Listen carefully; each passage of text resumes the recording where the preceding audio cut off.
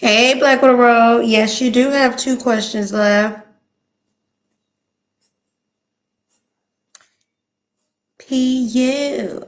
P.U. Your breath smells. Oh gosh, your breath smells like cinnamon doo doo. Oh, ridiculous. Y'all, I had to clear out my phone.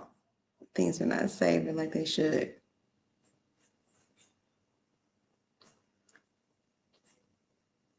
He said, okay, girl, before I ask, I have to tell you something. Yes. What's happening today? P.U. I can't even say it with a straight face.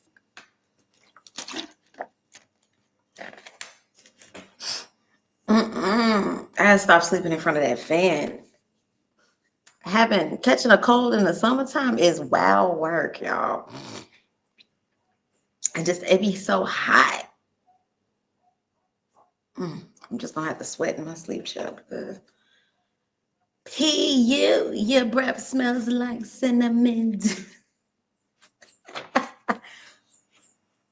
Hey y'all, like this stream.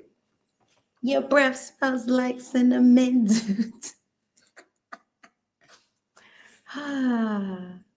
Ooh, this lighting is good, y'all. Skin looking good. Let me pull that down some. Girl, I found out. I found a good. Yes, I found a good Lululemon supplier. I think I told my friend about it, and girl, I think I'm going to be reselling on an app called Whatnot. I've heard of Whatnot. Have you ever heard of that? I've heard of Whatnot. I feel like I used it a minute ago. Yes, I've used Whatnot before a minute ago, but when I used it, I had a pretty good experience. Like I don't have anything. It was from years back though. We were in the teens. We were in the 20 teens. So it's some years back. But I had a good experience on it. I found a solid dupe Lulu and I found the direct supplier to Lululemon. Cause that's all it be. That's all it be. Y'all remember when Rashida had her store back in remember when Rashida had her what's that? She used to have a boutique in Atlanta. I don't know if she still has it. Long story short, I remember I was that's when I first learned about when people, like suppliers. I think I was like 22. This was a minute ago. But that's when I first learned that, people just be like mass buying and then sticking their name on it. Like a lot of the luxury brands be mass buying and sticking their name on stuff. And then because the name carries, we go, oh my God. Meanwhile, you could have just bypassed all of that and got your bag for 95% off. You said, my friend said I could make a pretty penny. Yeah, you could. Girl, target them kids. Target them kids and them teens because they love my niece 13. My cousin asked her what she wanted for her 13th birthday. She wanted a Lulu fit. A Lulu fit. That Lulu fit looked like the damn clothes I got on right now. I got this from like a Family Dollar General. I got this from a dollar store. From their little activewear because I needed some shirts to sweat in because I'm not about to sweat and perspire in some shirts that I'm spending, you know, $20+ on. I'm not about to sweat. Even though I did used to have this like Nike mesh thing that was like really good because it was literally mesh, but it didn't cost me that much either, too. Even though it was Nike, I think it cost me like $20, but it was like a mesh. You could sweat in it, and then it was real durable in the wash. Anyway, I'm not about to sweat no expensive ass shirts, so I wouldn't have got me some fast fashion. But this thing about to last me about a good 10 years at least, y'all. I'll be keeping my clothes forever. Um, and they be in good condition too. The style be changing before the condition goes bad. But long story short, so I got this, and I got on some leggings right now, like a little like deeper teal, um, turquoise teal. No, this would be more teal, but turquoise teal jade color leggings with this little mint green like mint. Are you kidding me? Whole fit, because I got these leggings off of Amazon, a little pack. Whole fit probably like $5. I'm talking about the leggings and the shirt. Whole fit probably like $5, maybe $7. I give it $7. And she wanted a little Lulu fit that looks similar to my $7 fit for $70 on her 13-year-old body, and she's a itty bitty little thing. $70 on somebody the size of one half of me. Sell to them kids, because them kids out here spending their parents' money. And then of course my cousin did it. I ain't even blaming her. That's why I ain't no mama right now, because I know I'm not prepared to do things like this with my life. So, she did it for her, got her the whole little bubble skirt. You know what the girls are wearing. So cute, so cute. Got her hair done. She was so pretty, my little princess. So got her a little fit, da-da-da. And I told my cousin, I was like, I love you. But I was like, girl,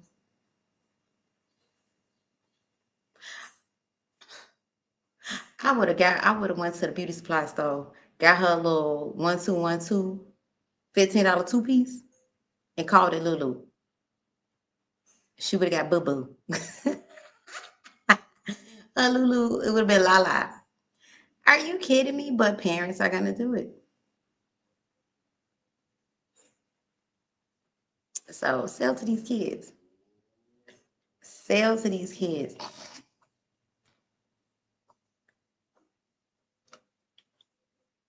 But you know what? It reminded me of when I was in high school, it was the Uggs and North Face jackets. I mean, the girl, you were something if you had a North Face jacket and some Ugg boots in that combination with some leggings on. They could have been any kind of legging, because the leggings back in the day, there wasn't a coveted legging athleisure wear like there is with the Lulu right now. But I'll never forget like one of them Uggs and a North Face jacket so bad. I never got my North Face jacket or Uggs in high school. I did get Uggs as an adult, which I love them now but not because of the look. Them things is truly worn. Like, you know how many times I've been walking around the city with no socks on in the wintertime? The way people wear Crocs, that's how I be slipping on them damn Uggs when it's cold outside. I'd be like, hold on one second. Damn shoes real quick. I ain't got to even prepare. I ain't got to put on those socks, walking outside in them. They need to make some like Ugg snow boots, but they are pretty good. That's a pretty damn good shoe in the wintertime. I ain't gonna lie. Anybody where it get cold, that's a good shoe. That Sherpa wool lined. Yeah, you don't even need socks. That's if you forget the socks. Wait, I got a mirror in line. Uh-oh, let me put my line open. My baby cat over there watching. So yeah, y'all. PU. Girl, sell to them kids. Young folks too, adults spend money too. Sell to everybody, but definitely do not forget your teen market. Do not forget your teen market. Your kids be spending money. They be the ones punching numbers on the cell phones, and the reason why the parents' cell phone bill be coming back $50 extra. They be buying them Roblox things. I remember one time my niece called me. Can you give me? She said, well, how much money was it? I think it was $10 for some Roblox. It was $10 or $20. And I said, girl, get out of it. I told her no. And I told her why. I was like, I'm not giving you money. I was like, you gonna make you some money. Spend your money on a computerized object that you're gonna forget about in 3 weeks and it's gonna disappear. I'm like, for $20, you better buy you a meal. You should be able to eat that and share it with your brothers and sisters. But that's what the kids be doing. They be taking their parents' money and pushing buy now on little avatar clothes. And here's the power of brands, because the little Roblox characters can wear Lulu and Gucci and all this other. I'm like, I wish I would buy a computerized label. Hooey. You said I didn't like Uggs at all. Love my North Face. I had plenty of both. Yeah, I had did I have North Face later? I had North Face later. Definitely warm. I ain't gonna lie. When I finally got it, because in high school I wanted it because it was like a status symbol. But when I finally got it, because you know, those Uggs, I wanted it for the status symbol, but I thought they were ugly as hell in high school. The North Face jacket was cool, but I thought the Uggs were ugly as hell. When I finally got those items though, I could appreciate what they were actually engineered for because the Uggs are still not the cutest shoe. I ain't gonna even hold you, but them things is warm. Oh, them things, and you know, what's a good snow boot? The Sorels. Oh my God, those are warm and waterproof. Living in the Midwest, you gotta think about both. It don't just get cold; it get wet. You don't know winter until it's cold and wet. So frigid, cold and wet. So yeah, the Sorel is a really good winter boot. Yeah, the Uggs, I mean, like, it's like those type of things where it's like, it's so ugly, it's pretty, like you end up liking it. But for me, and then my Uggs always get beat up. My Uggs get beat up because I truly use them as winter shoes. So I get them, wear them down to the bone, and then get another pair. I remember at one point I had so many of them, wear them to the bone, wear them down to the bone, and then get another pair of shoes. Feet stayed warm. I mean, it was times, I'm telling you, I've like been rushing out the damn house. Times I've been rushing out the damn house, throwing them Uggs. Forgot to put on socks. Realize it once I'm like 2 hours into the day, like, Peters, ain't got no socks on. That. My feet one time was sweating without the socks on them damn Uggs. Because those Uggs are so, insulated. So that's a good, if you look for an insulated shoe, that brand makes a good insulated shoe. And yeah, North Face makes a good, pretty decent winter jacket. Anyway, let me get into your question because you ain't coming up by no fashion breakdown. PU, your breath smells like cinnamon doo doo.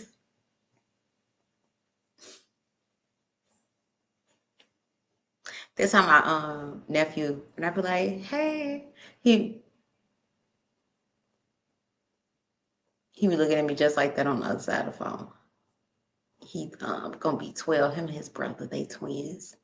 They gonna be 12, looking like babies. Looking like babies. Hold on one second. Let me turn some music on. Y'all know I need a little 1 2 1 2 while I do what I do. Summer '98. Oh God. Hey, hey, hey, hey, hey. Okay. It sounds like all the other Wi-Fi's, but I can jam with it.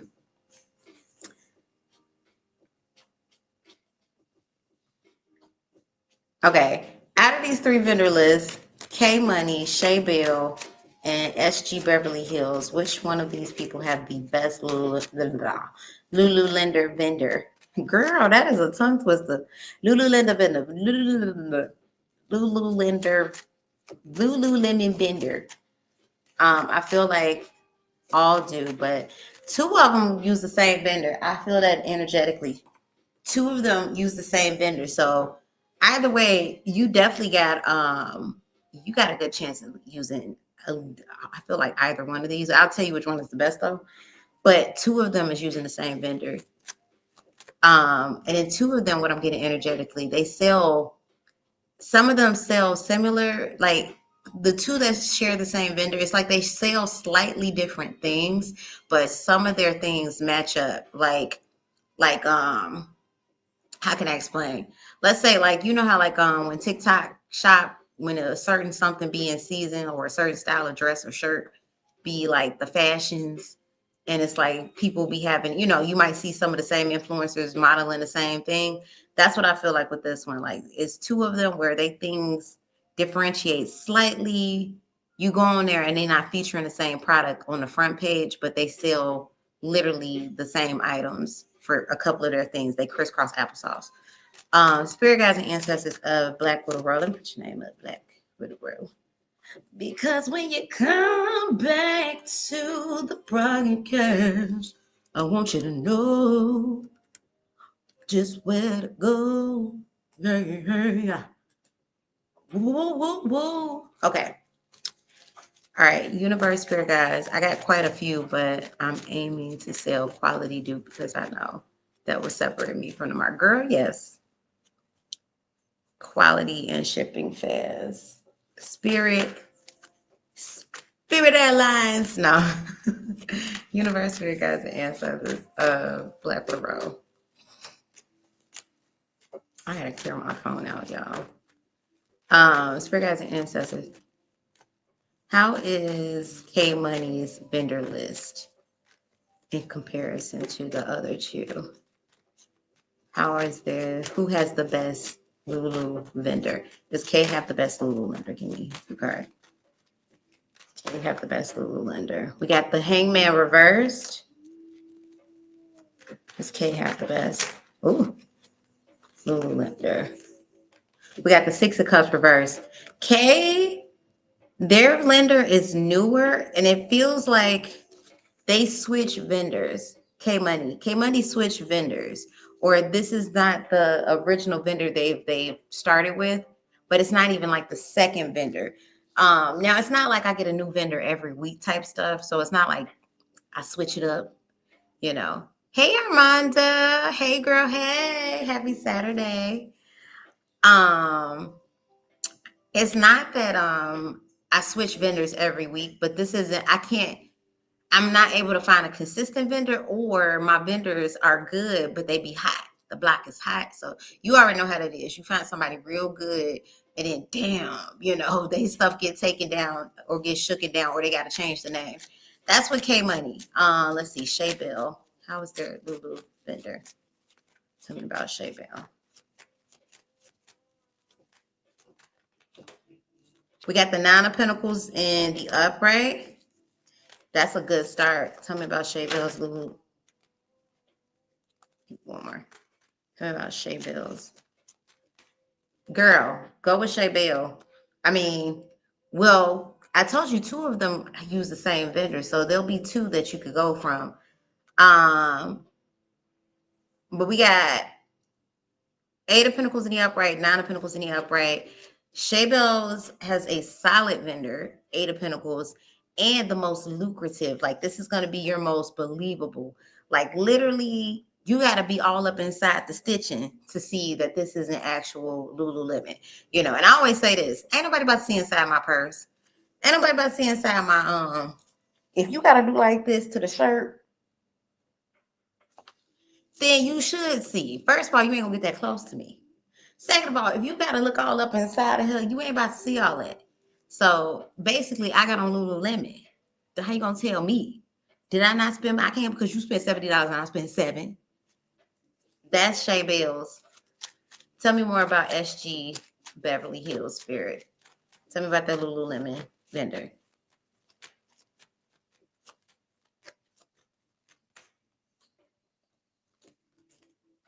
All right, we got a Nine of Wands reversed.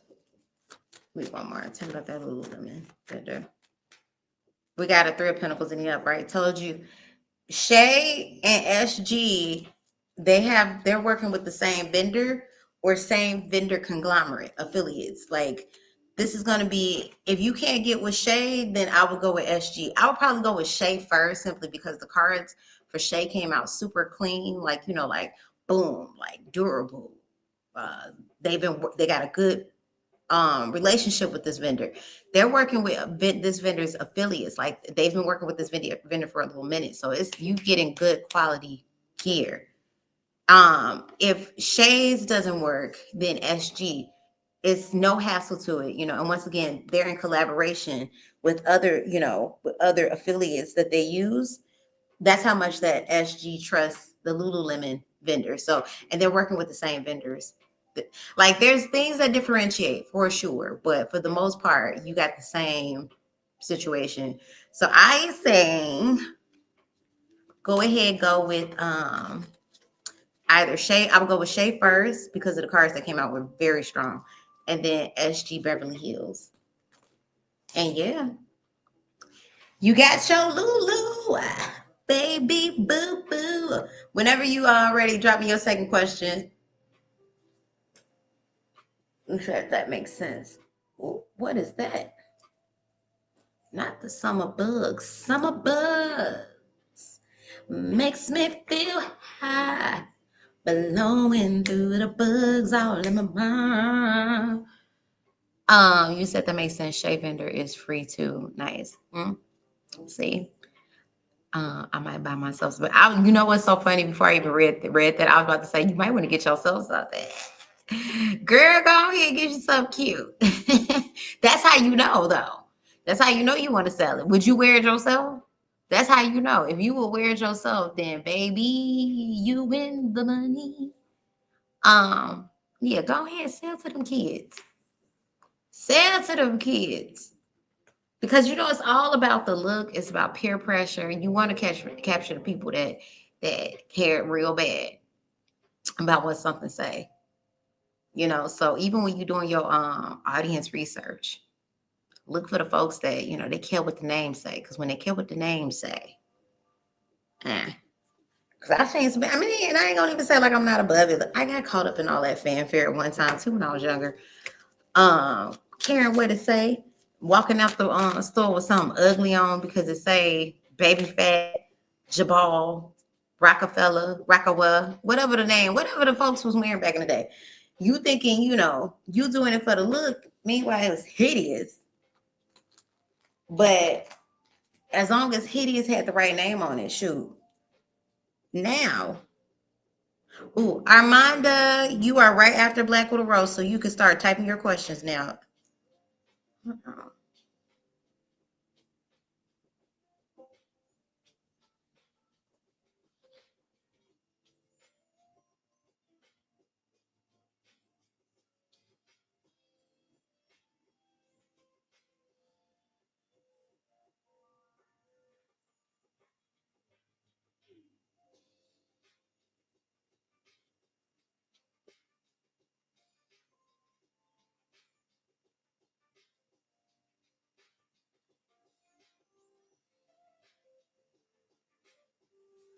Okay. Sent to PayPal. I see you, Armanda. You said FB Marketplace and whatnot. You know what? Look, I be talking about Facebook Marketplace, but they doing some big numbers over there. Sure. Don't be surprised y'all start seeing WanderingSparrow Tarot in the marketplace, child. Look, if people are crazy enough to buy food off of Facebook, I'm sorry. Like, no knock to nobody. And I'm sure you got some quality cookers. You know, we got some quality home chef over there. But I ain't about to try it. Hell no. I need to go somewhere where they need to get inspections. You know, like I don't even trust everybody food from the houses that, you know, you can't trust, you know, food from everybody, you know, people that you do know, people that I'm related to. It's people I related to that I love, but I would never eat in their fucking kitchen. Ooh, did I cuss? See, got me cussing because it's that serious. So I'm just like, But I'm sure, but the plates be looking like they smack. They just ain't about to smack me with listeria and food poisoning, diarrhea. Once I buy my supply of aloe and Lululemon sets, I plan on selling on Whatnot app and selling for 1-to-1 dupe. Will it be lucrative for me? If so, how much? Girl, they sell like hotcakes on FB Marketplace and whatnot. Let's see, Spirit Guides and Ancestors. Hold on, go back up. Spirit Guides and Ancestors of Black Girl. If she sells her dupes, how she plans. Will it be lucrative and how much can she expect to clear per week?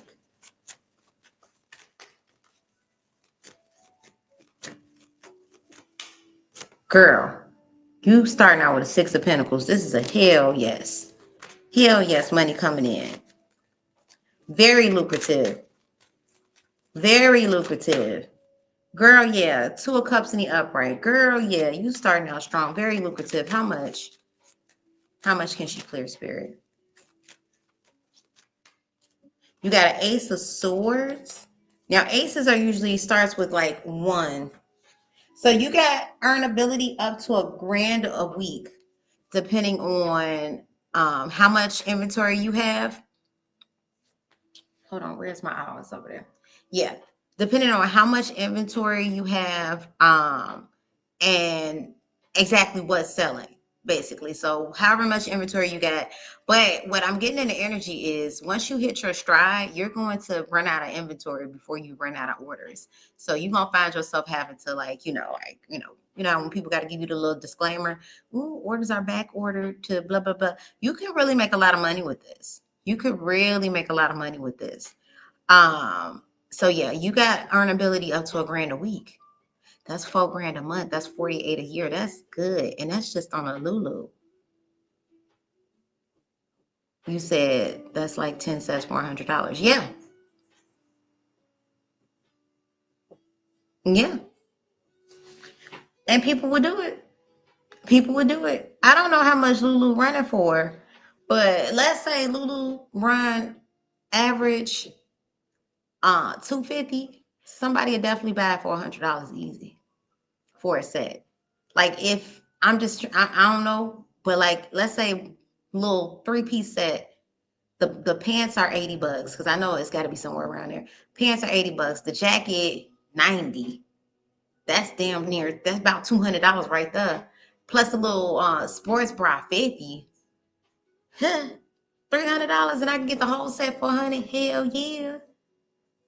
I wasn't gonna wear it to work out in anyway. I'm wearing it so I'm wearing it for clout. Aloe sweats. I'm sorry. I did. I did skip over that. Universe Spirit Guides, tell me about the aloe. If she sold the aloe, would it sell? Oh, goodness, not a fly.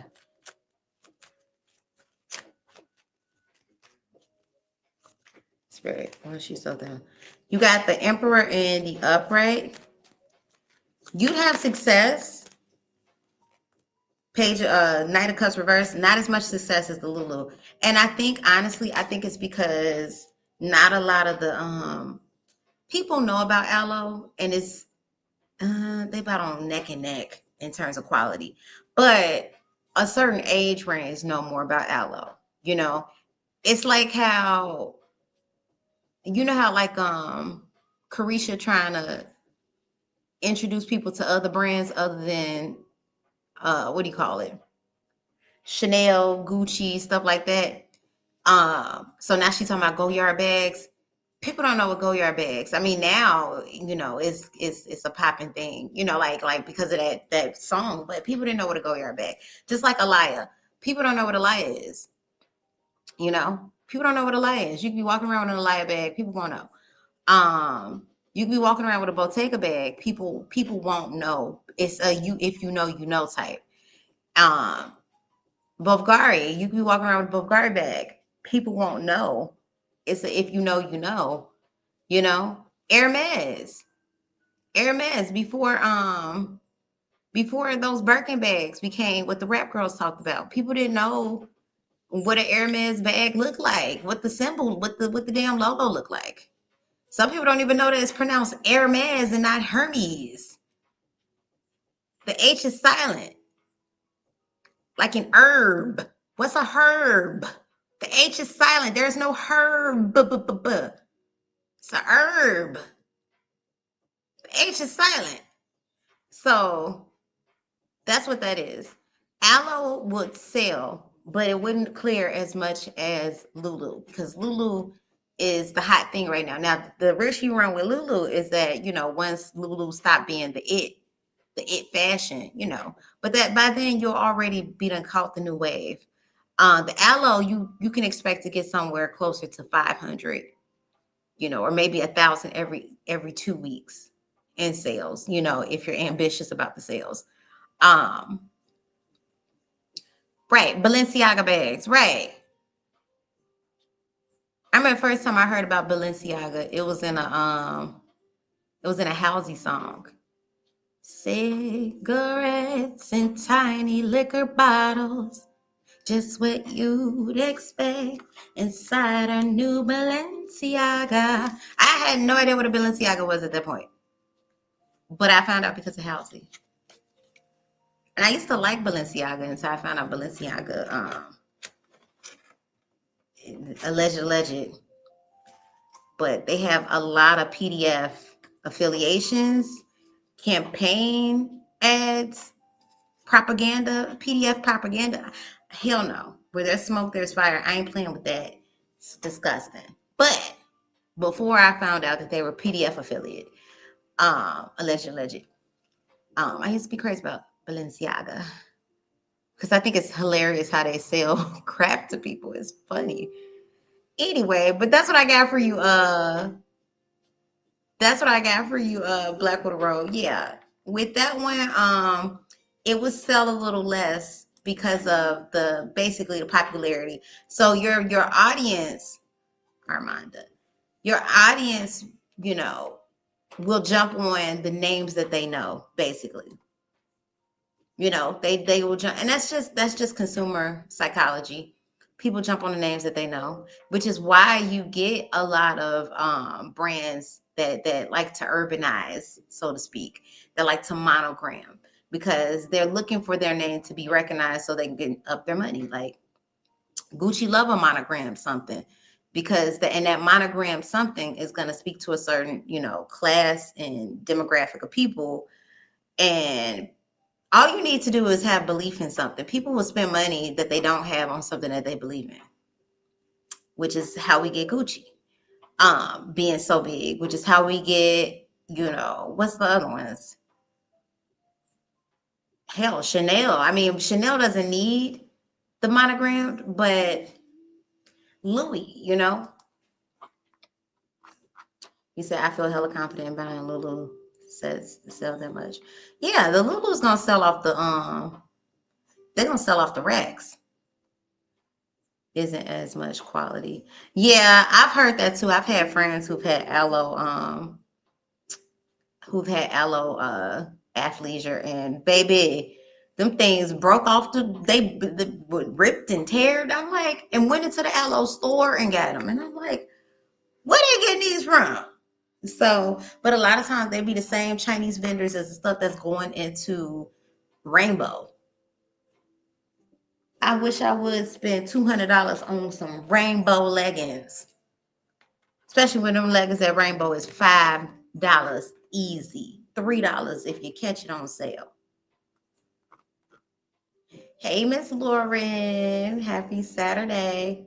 You said, is that Amy Winehouse song? No, Armanda, it's a Halsey song. Oh man, what's the name? Cigarettes and tiny, because I used to play the mess out of the song. Balenciaga by romance, Tennessee. Da dee dee do do do do dee dee dee dee. Y'all help me out. Y'all know that song by Halsey. Oh man, I used to play it. Hey, Miss Thompson or Miss B. Girl, I'm sorry. Gosh, y'all know that Halsey song. I used to play. It's got American in the title. I used to play the mess out of that song. Ooh, y'all, 7-Eleven giving away Slurpees today. Go get your Slurpee.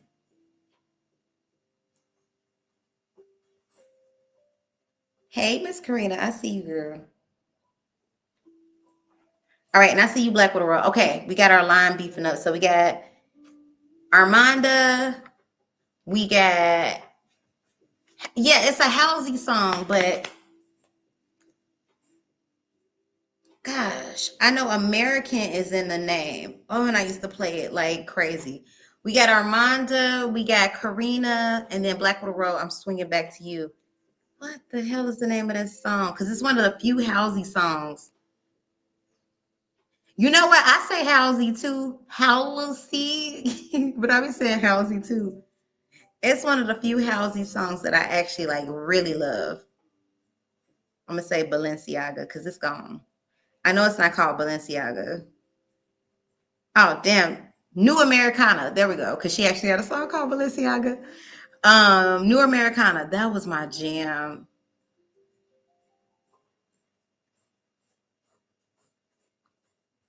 We are the new Americana. Raised on Biggie and Nirvana. Yeah, that was my jam. That was my jam. That was my jam. What year did that even come out? Hold on. Where's the note liners? We are the new Americana.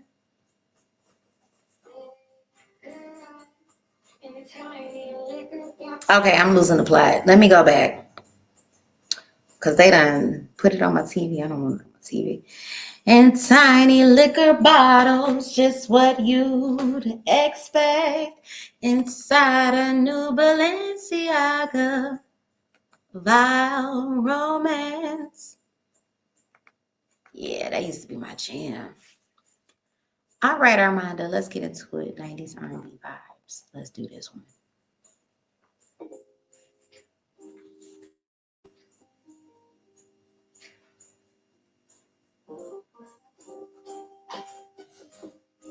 I don't like that scenery. It's giving Christmas. I don't want to think nothing about coldness. Cause your heart's so cold and your mind's so blown and you're gone away. Yes, New Americana. That was my jam. Oh, I used to play that out. I used to play that one out. You said I met Halsey when I worked at Panera during my college era. Really? How was she? She's overcome so much. She's overcome so much. Oof. And then I heard she had the time. She had a time with what's his face that she dated. Y'all know the rapper. He actually got a song that I like too. The one with ASAP, Rocky, and Cardi. Ugh. It ain't safe, it ain't safe, it ain't safe, it ain't safe. What's the name of that damn song? But G-Eazy. Child, he took her through it. That's why these men gotta heal. That white rap, yeah, that white rapper. That he don't look like a typical rapper though. Like even for white, cause like even the white rappers they be looking like rappers. Like Eminem look like a rapper. Um, Bubba Sparks, he looked like a rapper. G-Eazy don't look like a rapper. He looked like he belonged in California. He looked like a Californian. He looks like a typical Californian. He looks, like he looks like he run in circles, like clearly he has a diverse friend group, you know. You could tell he not foreign to the D-Rug scene, he be around some things. He looks shifty. He definitely look like he be dabbling in that life, but he don't look like a rapper. He don't look like a rapper. But he look like he from California. I don't know where he's from, but he look like he from Cali. And he be doing some things.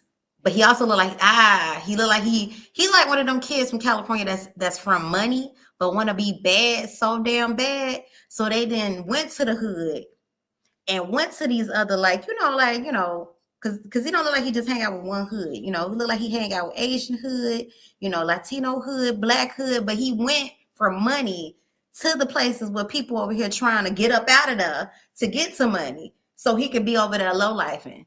Mm-hmm. He looked ridiculous. You said, yep, he looked like a badass rich kid. Thank you. That's what he looked like. He looked like the type that, this wasn't your life. I had to study hard to make sure that I make it into a good school so I can get a good job so my kids won't have to live like this. Meanwhile, your ass coming from your daddy's, whatever company he owns in the whatever 100 millions, you came down the block to go play. That's what he looked like. I bet you he's from California. He looked like he's from Cali. Armando, let me get it to your reading. You look like you're from California. I've never heard of G-Eazy beyond when he came out with that song with ASAP. I mean, of course I know him now, but when he came out with that song with ASAP, and the remix featuring Cardi,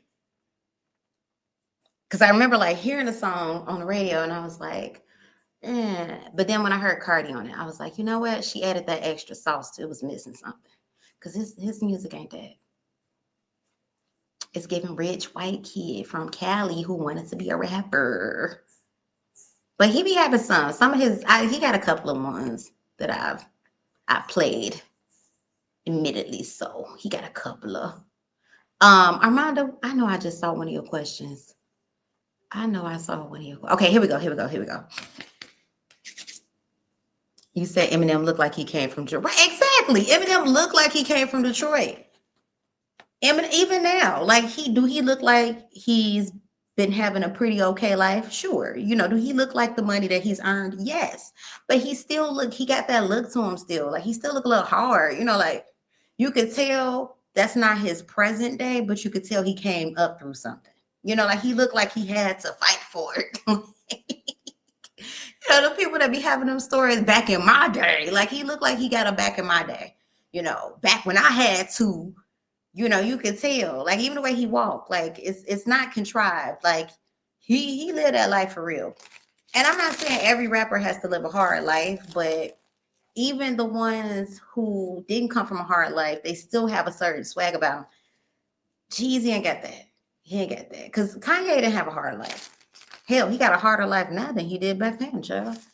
But Kanye don't seem like he out of place. Well, minus the crazy. And I don't like or agree. I mean, Kanye used to be one of my favorite rappers, but I don't like or agree with that man in any way, shape, or form now. And I know it's hard for people to separate the musician from the man, but that man is gone. That man is despicable and he's disgusting. And even though his wife is a grown ass woman, and I get it, you know, she's in a world that I will never know. I don't even want to know the psychology behind it, but just that alone makes me just like, oh no. I feel bad.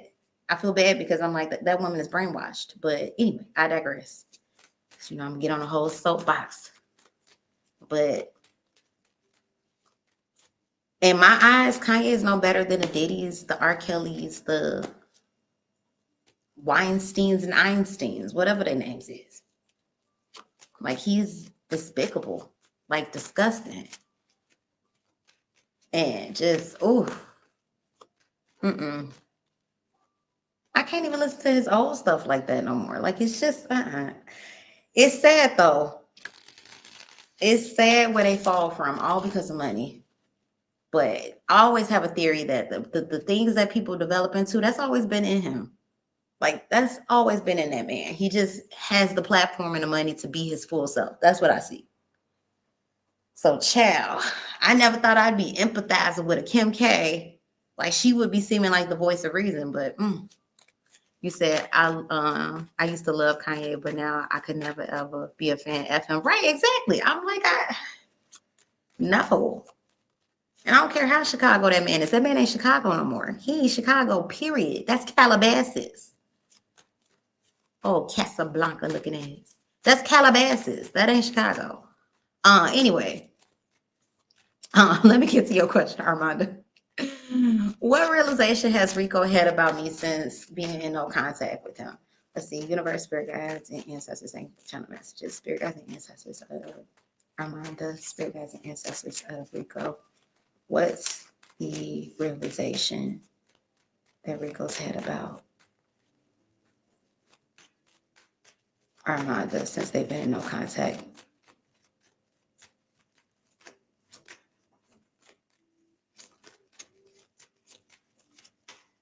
All right, we have the Six of Swords in the reverse. Six of Swords usually talks about moving on from something, you know, moving on to greener pastures. Six of Swords reverse could talk about a return, or at least sometimes, and I do want to say this, sometimes when we get these return messages, if they don't happen as speedily, you know, like in a 3D, like, oh, he's taking charge, it's most definitely on an energetic, oh, shit.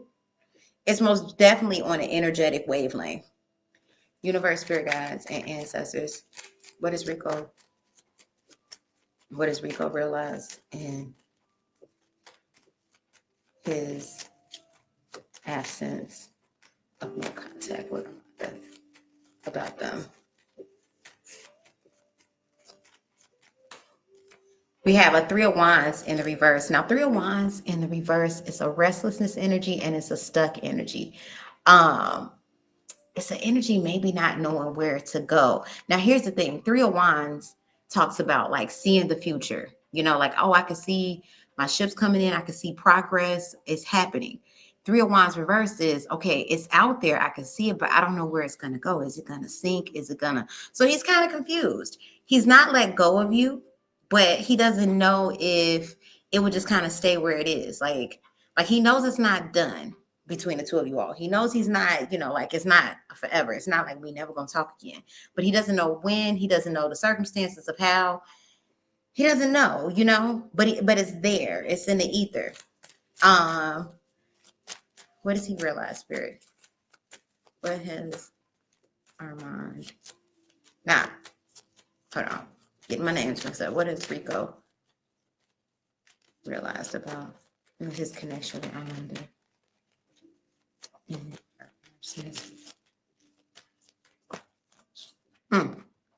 We have the Two of Pentacles. Oh, you got two cards about balance. We got the Two of Pentacles in the upright, and we have the Justice card.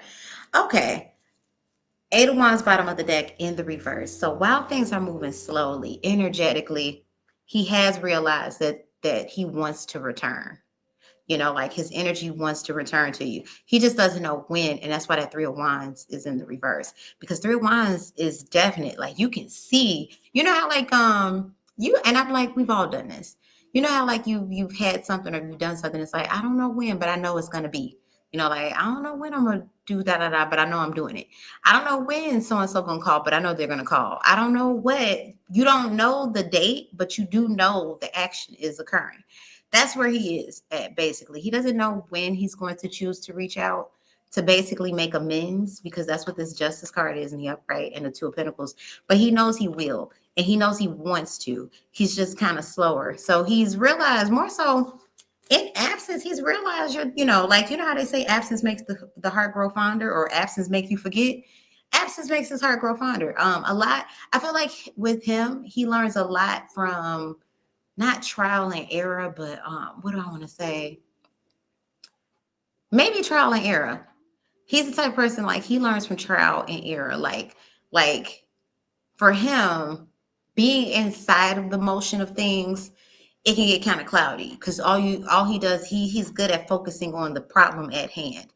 But stepping back from it, you said fuck up, LOL.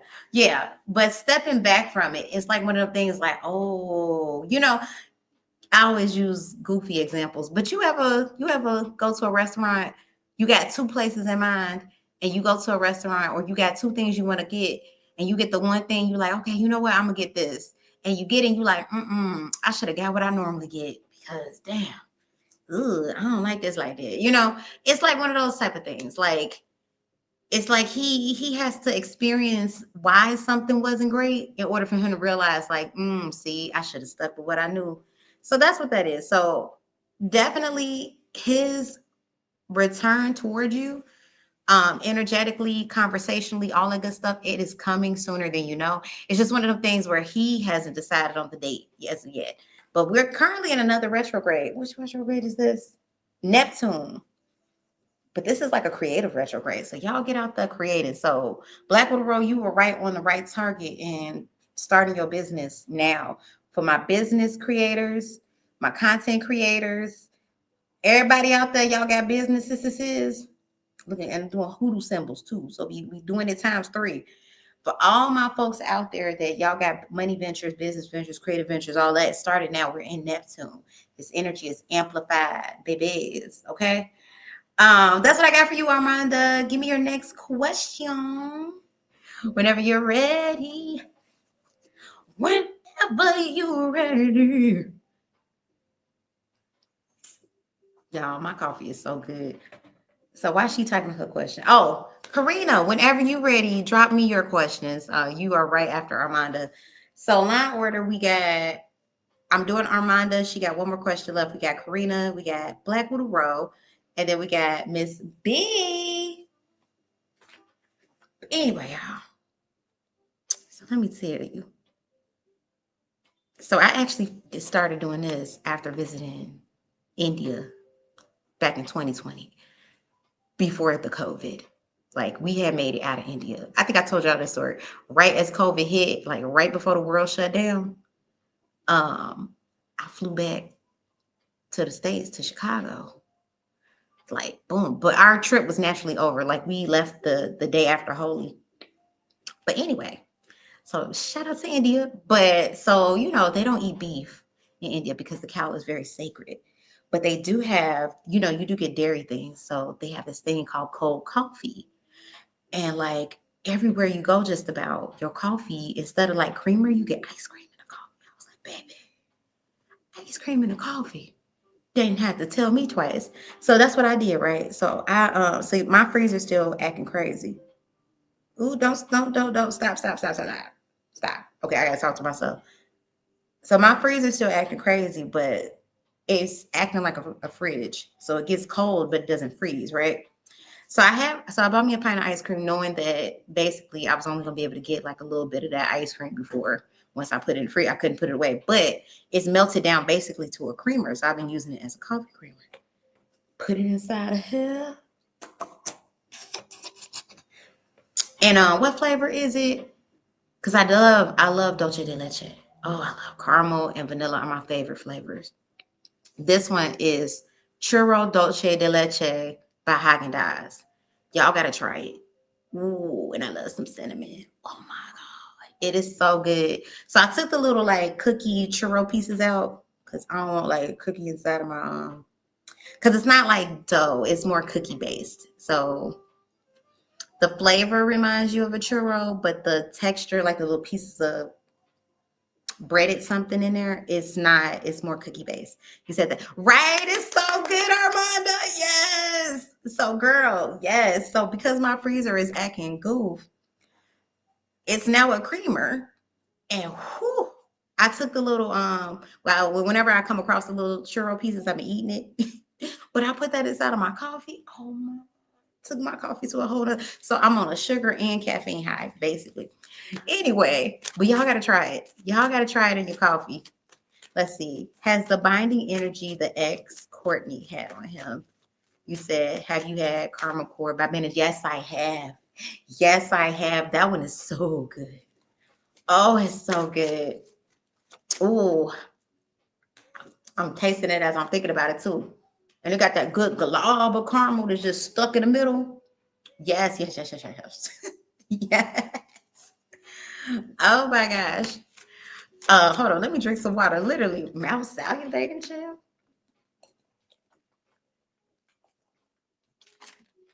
Mm. When I tell you vanilla and caramel, which is funny because it's like caramel and vanilla are essentially the same things. One's just cooked longer, but vanilla and caramel, well, no, they're not the same things, but they have similar taste to me. But whew, love me some vanilla and caramel. And I can eat either or. Like I can do a caramel something, or I could just do straight vanilla too. Because gosh, say yes, and the blondie brownie is to die for. Yes, yes, yes, yes, yes. But that was my little ice cream fix because I actually I have been thinking about that ice cream at Haagen Dazs for about 2 weeks, but I've been better, y'all. And I told y'all my new ever since I stayed away from chips in June, you know, I lost a couple of inches, and I just got me a new waist belt. Oh, not waist belt, waist beads. Got me some new waist beads because my old waist beads broke, but they didn't break because my waist went up. The little braid that had the beads on it snapped. So I got me some new waist beads yesterday. But long story short, um, the waist beads, you know, they drooping. And then when I put on my little sweatband, you know, those little like sweatbands that you work out in, little waist thingies, the little Velcro come over to the side. Now it used to come to the front because I was, but now it comes to the side. I'm like, oh, it's working. So, and then I'm finally coming down off my shark. I don't know if y'all could tell, for those of y'all that be watching me, but my face is less because my body's finally regulating. But I do need to get some iron pills because the stress I've been under for the last, I want to say 6.5, 7 weeks, had me spotting, which is not good because when we get on our periods, ladies, you know, we lose a lot of iron, you know, so when we shed our uterine lining and bleeds and stuff. So yeah, so now I gotta make sure I gotta go get me some multivitamins sometime this weekend. But anyway, y'all didn't come here for that. Probably done ran the men away. Like, why is she always talking about her blood? Because I'm an esoteric intuitive. Everything's about the blood. Let me get into your question. Has the binding energy the ex-girlfriend had on him started to lift since the binding was done? Let's see. Spirit guides and ancestors of Armanda. Spirit guides and ancestors of Courtney. Spirit guides and ancestors of Rico. Has the binding energy that Courtney put on Rico lifted or started to lift spirit to her?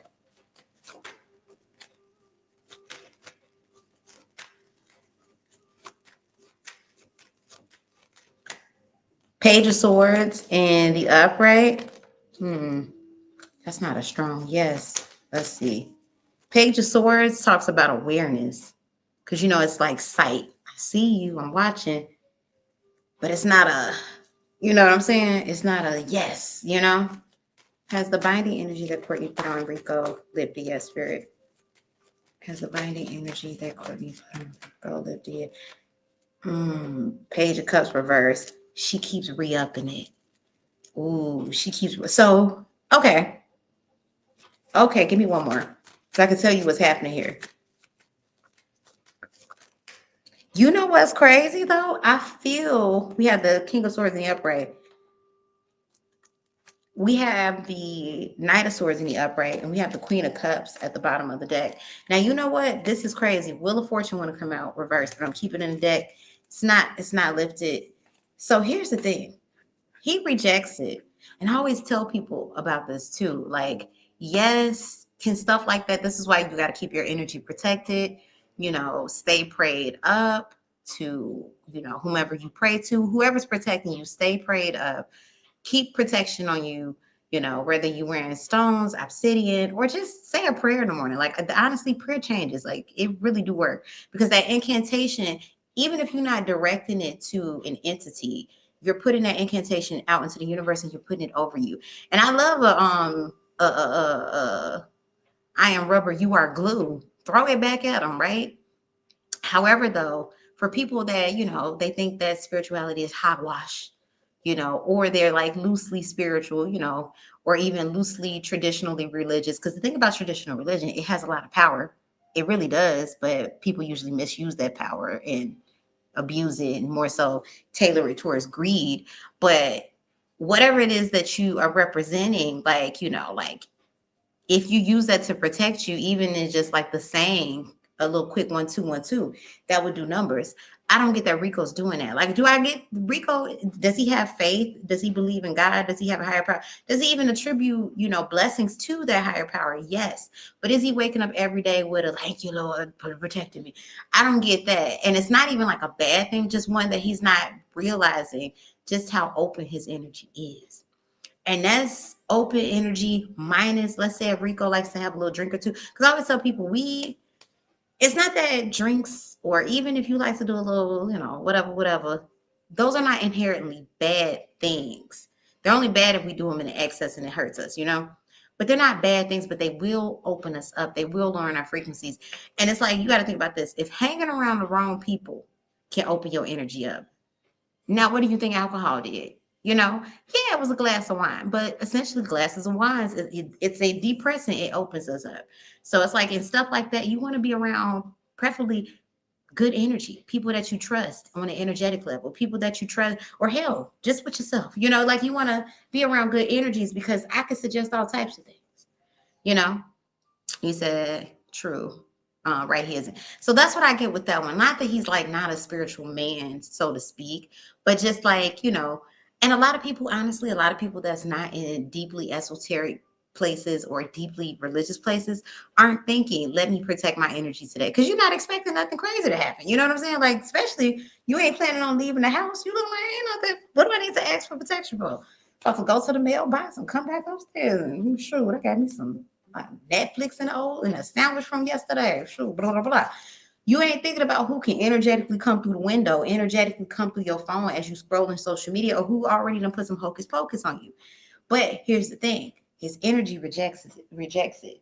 Because on the other side of things, Rico has his spirit team. He has his higher self. And also, too, I always tell people this. I'm never going to tell you what not to do. You do what you want to do with your time, your belief. I'm not going to speak against it. But when we do things in desperate energy, and this is why a lot of people like Courtney, why her love spell energy and love binding is not working like she wants to do. Because when we work in desperate energy, that means it was never meant to be. So we have to re-up on it. You say so basically she keeps trying to bind him. So he's rejecting it. So it's like it takes, and then it wears off. It doesn't work. It takes because he has his guards up with this King of Swords. He has his guards up with this King of Swords. There's an acute awareness in his energy with this Page of Swords. She tries it. She tries it. It takes, so it's like, liken it to if they were hanging out with each other and they had some drinks. They might, I'm not saying that this happened, but they might end up sleeping together. But that doesn't mean that he wants to be with her. That just means that, he was feeling some feelings on the inside and she was there, you know. And it was like, ooh, but then when you wake up and you were like, wait a second. Yeah. Make sure I'm gonna call you an Uber, make sure you get home safe. But then I'm not calling you for the rest of the week because I don't want you like that. That's what that is. Knight of Swords is what tells me that not only does she do this work again, because you had this that came out with the Wheel of Fortune. Not only does she keep trying to re it up, and each time it's less potent. It doesn't have the same power. It's like when you get used to taking aspirin when you have a headache. She's doing it in haste with this Knight of Swords. It's desperate energy. She's doing it in. She's doing it in desperate energy. So she's trying to make fetch happen. Fetch ain't happening. But I will say, he also does keep her energy around because it's validated. So on the one end, she's forcing it, but on the other end, he is kind of leaning in real hard. Well, not real hard, but he loops it around. He loops it around. So, but that's what I got for you, Armanda. So his energy isn't so closed off that he can't make independent decisions, but think of her more so like a fly that keeps, it's like, is it going to ruin your day? No, but is it kind of like, damn, somebody whacked that fly already? That's what that energy is. He keeps her, but I can tell you though, he does keep the energy around as a boost, as an ego boost. Does boost his ego. So that's what I got with that. All right, Karina. Ooh, yeah. I hate when acne is forming because I'm sweating. Ugh. You said, okay. Thank you. Yeah. Yeah, she tries hard though. Like very hard. Who's this? Hey, Lauren, I see you. All right, so let me tell y'all line order so you can get this. So we got Karina. We.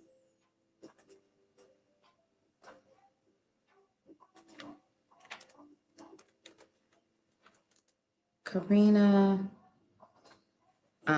Black Widow Road, Miss B. And then we got Lauren. All right, so y'all let me know because I got 2 readings ready to release.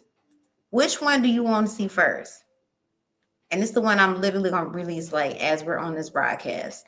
Do you want to see the gossip at work? This is already recorded, or do you want to know what their current feelings are for you? Where is my fan? Child? Is it on a different? I'm not about to get up. I'm just gonna be. If I'm a little sweaty, it's because it's hot, and I'm not turning on the fan because the fan is really dusty and it be blowing around dust. Current feelings, okay. It be blowing around dust. All right, then I'll release the okay, current feelings. Okay. Then I'll release the gossip one tomorrow. It's work gossip anyway, so maybe you want to know that at the top of the work week, not the bottom.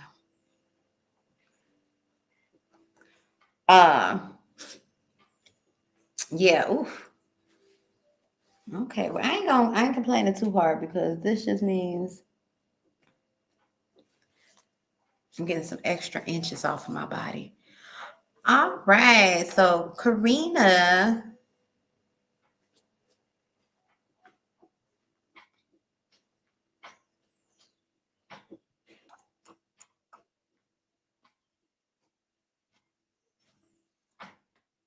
All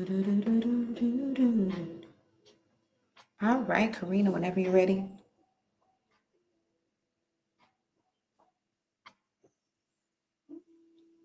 All right, so we're gonna do a love. I see a heart in the. Okay, so Black Widow. We're gonna do a love reading. So I'll release that one. Ooh, ooh, ooh.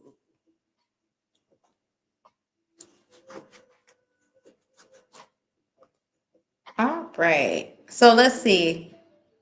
If Karina stepped away for a moment, Black Widow Road, if you're ready with one of your questions, drop your question and then we'll like if Karina comes back after that question, I'll do it. I'll just dip in and out. So that way I don't have y'all waiting. La di da di di di da. Gross. Get off me.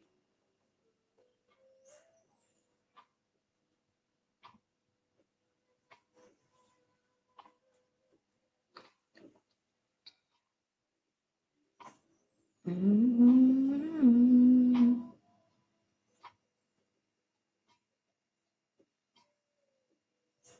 Oh, and y'all check out my latest short.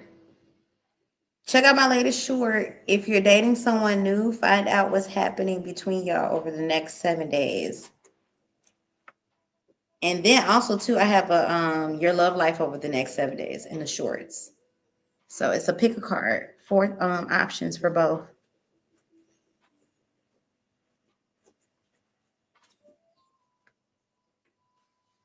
PU. PU. Your breath smells like cinnamon. Oh gosh, I can't say that with a straight face. That's Damon Dash's diss to what's his face? Jay-Z. Man, Damon really was the business brain behind things because he cannot rap.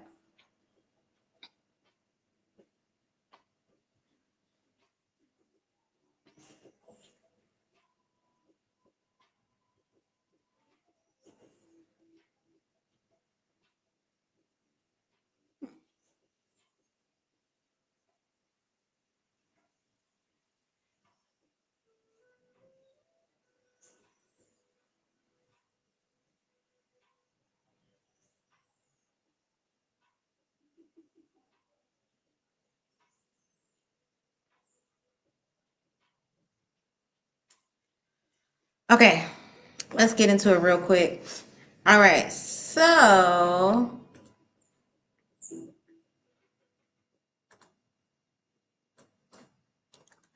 PU, your breath smells like cinnamon doo doo.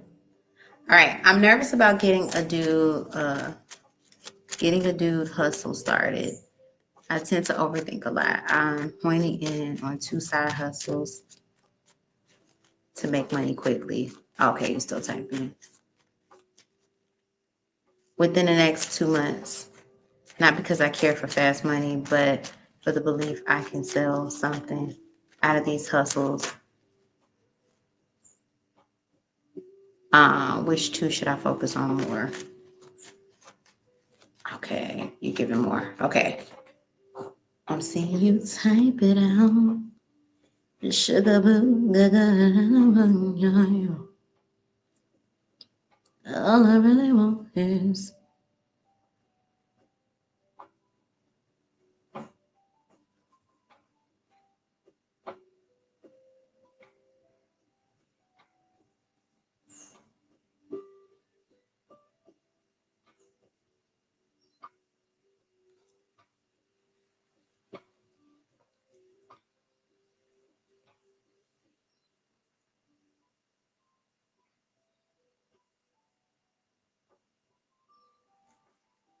Okay.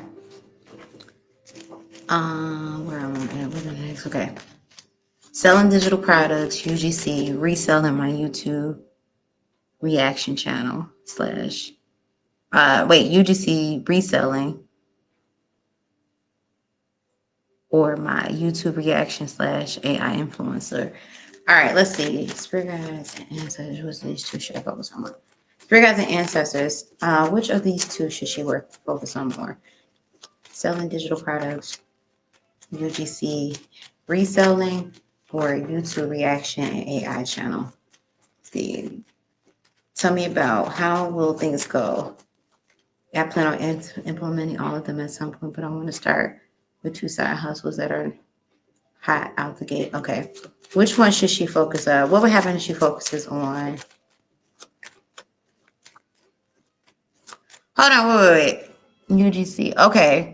Digital products, UGC, reselling. Okay, I see. What would happen if she focuses on selling digital products, Spirit? How would that go for her?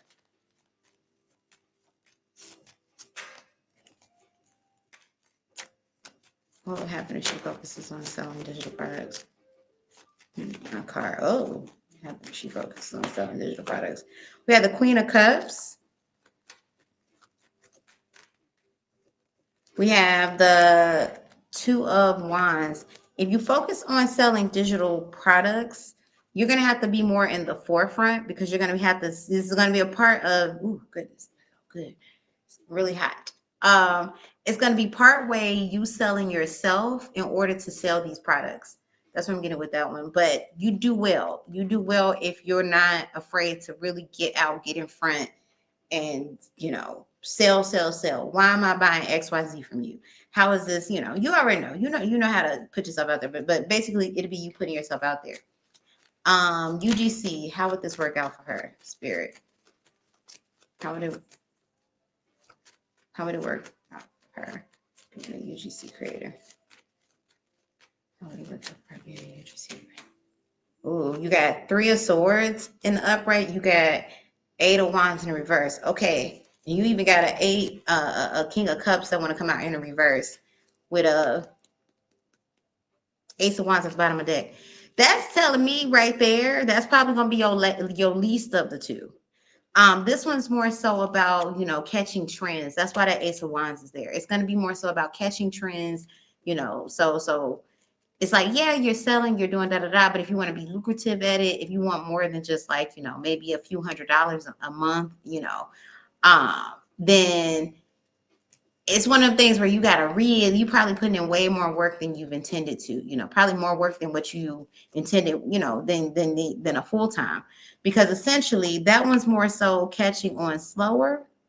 And then on top of that, yeah, it's not yielding even a half of what it is that you want, or a third. That's one. So that one, yeah, that's a last. Yeah, that's if you just wanted to do it right now, but you're not stuck on the outcome, do that. Let's see. Spirit guides, tell me about how will reselling go? How will reselling go, Spirit? Give me to her.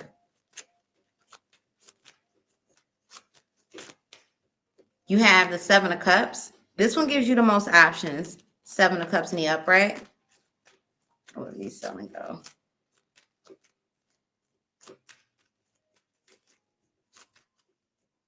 How will reselling go? You have the Knight of Pentacles in the upright. This one gives you the most options, and this one will give you the more lucrative income. This one. And it's something that basically it lasts a longer time too. Like the digital selling, depending on what you're selling digitally, it could be, like it could be ever shifting depending on what you're selling digitally. The reselling, yeah, though your inventory might change, but the model of it stays the same. Like just think about it like Coca-Cola. If you're selling Coca-Cola, you're selling pop, soft drinks. It's gonna be a soft drink no matter how you remix it. You just got to find different angles, because that's all that Coke, McDonald's, they're just finding different angles to sell you the same product. That's it. So that one's going to be your most lucrative, and it's going to give you the most options. Now, your YouTube reaction channel / AI influencer, how is that going to do for her, Spirit?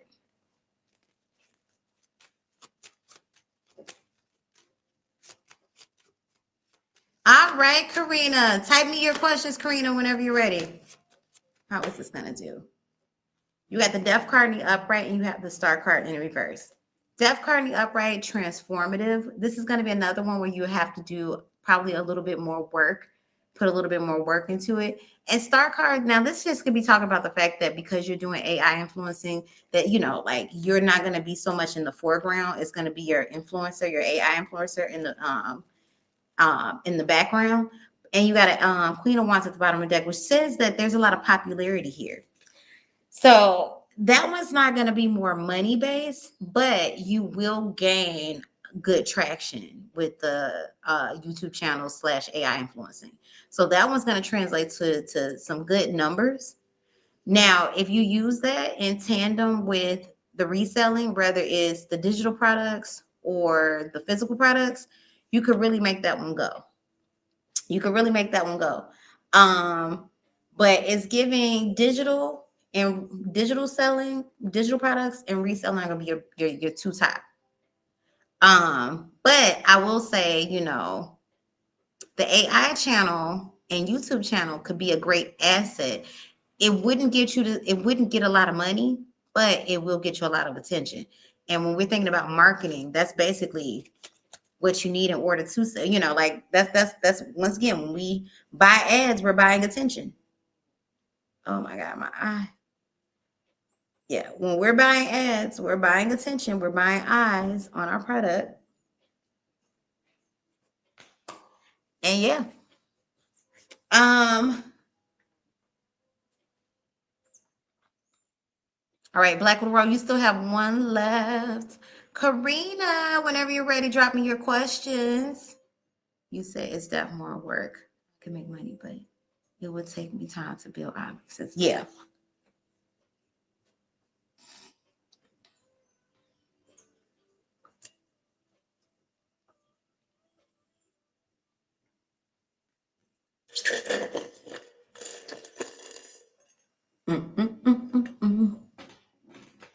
All right, that was the rest of my coffee.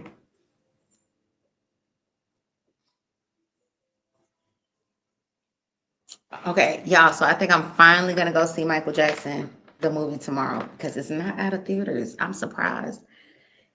But I kind of want to see it in theaters to get the full-on experience. I would do it today, but I gotta stop rubbing this eye. It keep on swelling. I would do it today, but ooh. All right, Black Widow, I'm gonna come back to your second question, or to your next question, your fourth question. I'm gonna dip into Karina's questions. Ooh, child. Should I go see Michael tonight? Or do I want to calm down and cool out?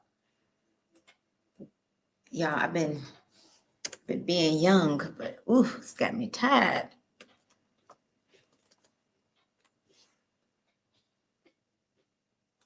But I think I might go Sunday. Why not? You said it's not out of theaters because it's a huge money maker. The movie is amazing. Yeah, and I'm officially gonna go see it. I know I've been waiting for the longest. I thought it'd be out of theaters by now.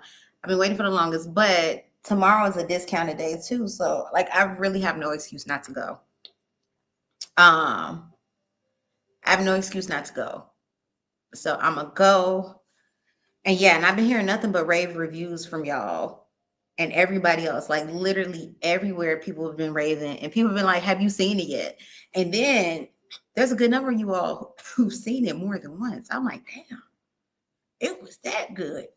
Because I was supposed to go with a friend today, but plans ended up changing. And I said to myself, well, if they want to go in the future, if it's that good, I will go and see it again. If it's that good. Because I mean, you know what? Last movie I was willing to go see again, which I'm very surprised that I liked it as much as I did, was You, Me, and Tuscany. Like I can't wait for that to come on streaming. I hope it come on something good streaming, not something I don't have, because I don't have Max anymore. Max HBO. And I'm still debating if I'm gonna get that damn Peacock for the month so I can watch the Chloe movie. Because y'all know I love me some Chloe and Halle, but LOL, the stuff I be being cheap about be cracking me up. Love is some Chloe and Halle, but I don't know if I would have spent $12. Is this still on the TV? Dissect, disconnect.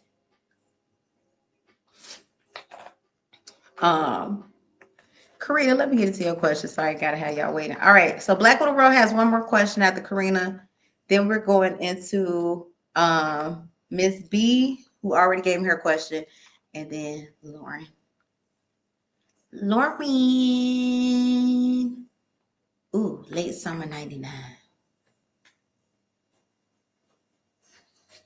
If I ruled the world. He said, I love that movie. I love MJ. Watch the movie Tuesday. Oh, Sam. That's what I said. I'm going tomorrow. Going tomorrow, and I'm going to go to the restaurant prior to give me a little chicken sandwich. You know, build like this. Should bring my own nachos. Child. Telling you, I'll be up enough. Because I got the Doritos, and I got the cheese, and got the jalapenos. Because the movie nachos around me ain't good. Ugh, they like worse than movie nachos. Because movie nachos are already nasty. But you know, it's something about the ritual. But these are nastier. You said, I can't see anyone. Can I see your comment? I see your question. You can't see. Oh, you know what, Karina? So it's two different orientations. There's a horizontal orientation and then there's the vertical. If you are watching me vertically, then you probably wouldn't see the same comments. If you're watching me horizontally, I need to watch You, Me, and Tuscany ASAP. It was so good. It was classic fairy tale rom-com. So yeah, Karina, if you watching me horizontally or it depends on where you're watching me. But if you watching me vertically, you know, then you probably won't see the same comments. If you watching me horizontally, that may be where everybody is. Yeah, which I don't get why they split it up like that. Like that is so weird, but you know, it's YouTube. They doing enough. All right, let me get into your questions, Karina.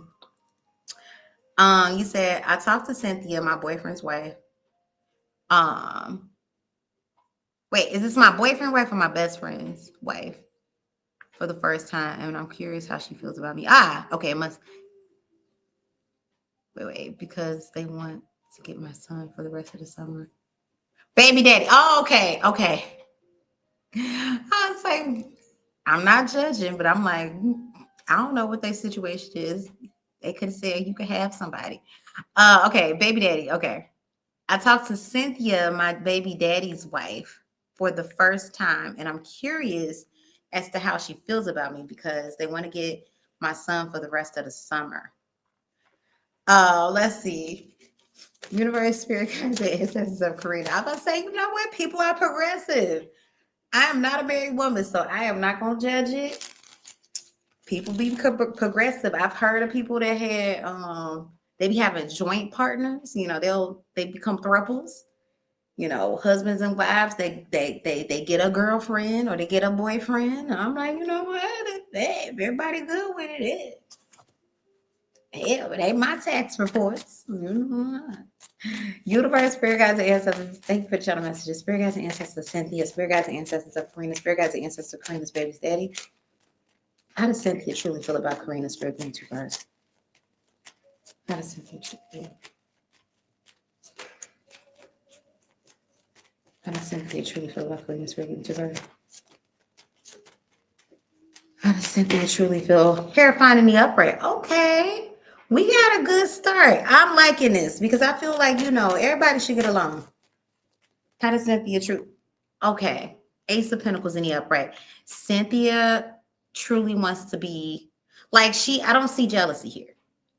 I don't see jealousy here. I see her seeing your energy as, you know, like, okay, she's the mother of my husband's child. I'm a bonus parent. I see respect here. I see her wanting to cohesively work because this right here talks about the marriage, but this talks about wanting a relationship with you. You know, not necessarily like a hey girl, what you do? You never know. Sometimes that be happening too. Girl, what you doing? Come on downstairs, girl. Da, da, da, da, da, da, da. But no, like she wants to be cool. You know, like cool enough to where if she has to, you know, take care of anything, communicate with you about, you know, your son, or you know what I'm trying to say, she can call you and it's not weird, it's not a other than. She wants the harmony in a relationship, being as how she's the wife. Your son is in her life, your baby daddy is in her life, and coincidentally, you're going to be in her life too because, well, your son is in her life, you know? So she wants there to be harmony. How does Cynthia feel about Karina's spirit? How does Cynthia? No. No. How does Cynthia feel about Karina's spirit? Ace of Swords or Queen of Swords in the upright. Queen of Swords in the upright. Once again, wanting to do things by the book, wanting to do things correctly. That's what I'm getting with that one. Because it's like she understands that there's a certain level of friendly, you know, like she's not trying to be your BFF. But at the same time, she is trying to show respect. That's what this Queen of Swords is. You know, like I'm trying to come to you respectfully, cordially. So I don't see her trying to like overstep her bounds. See, spirit guides, or, you know, or try to replace you. It's like, yeah, I could be a bonus mom, but yeah, I could be a bonus mom, but I can't take your place. She said, I felt like she had an impression of me that my baby daddy make her think I was. Let's see. You know what, though? Let's see. Hold on. Let's see. Let's get it to, you know what? Because this going to continue to say the same things. Because she wants respect and cohesiveness between you. Let's see. Let's see. Has Karina's baby daddy made Karina seem unreasonable or unbearable to Cynthia?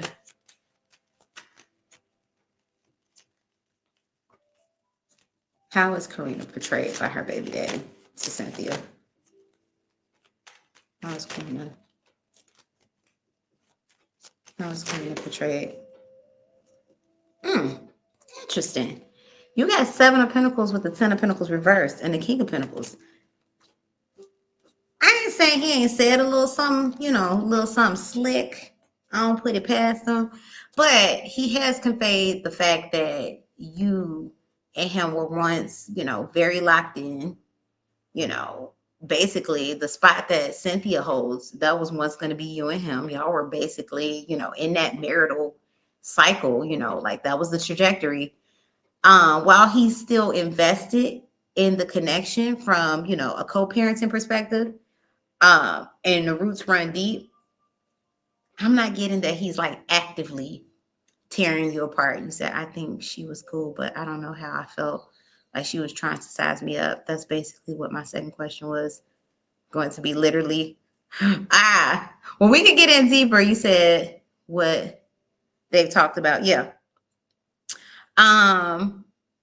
Yeah, what I got with this, when it comes to him, he's definitely said some little slick things, but he hasn't portrayed you as a trifling woman. That's what that is. He hasn't portrayed you as a trifling woman. So we can go in deeper because there is more here. He hasn't portrayed you as a trifling woman. I will tell you this, though. Things have calmed down significantly. So, and I can tell you why maybe her energy has changed. She's seen, you know how like when somebody say something, and you said, cause what does you wearing Gucci, Louis, Prada have to do with you getting my son? Right. You know how like when you first get to know somebody, or it can even be friends, family, and you only know their side of the story, and you hearing like, yeah, girl, da, da, da, da, da. And you know, you listening to it at first, like, okay, yeah. But then as you get to know them more, you like, I ain't saying y'all ain't had y'all little thing. I ain't saying that y'all didn't fight. I'm just saying I can understand how y'all had that disagreement now. Now I get it. Now that I know you, I get it. Like that. That's what that is. Okay, well, let's see. You said your second question was gonna be what do they talk about? You said it makes sense. Do you still want that as your second question? Because we can get in deep. We can get in deep. But she's starting to see, she knows who he is. She loves him. She's in love. You know, sometimes we bypass all them red flags, chat. We red billboards. But we'll still keep going because we didn't got attached. So that's why she still kept going. That's why she got married. But she could see she could see it now for her own eyes. Let's see. Universe, spirit guides, and ancestors. What does Karina's baby daddy talk to his wife about Karina? What does he say about Karina to his wife? What are they talking about when it comes to Karina? What does Karina's baby daddy talk about when it comes to Karina? What's being said? Give me 2 cards. What's being talked about? When it comes to Karina, what's being said again to her.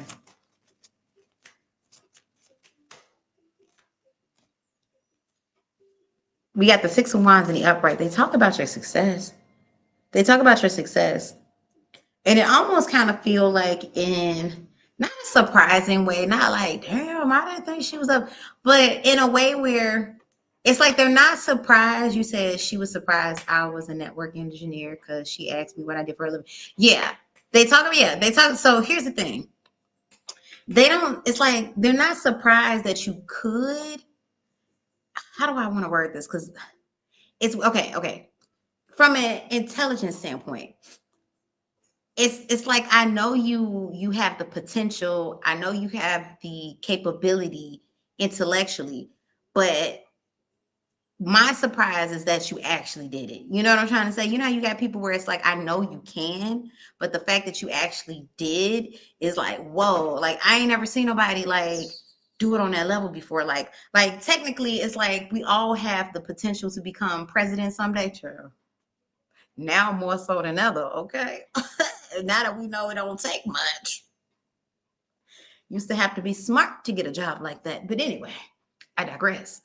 We all got the potential to be the president. We all got the potential to be mayor, governor, alderman. But the fact that you actually did it is like, so it's like they knew that, but the fact that you've actually made it to where you are.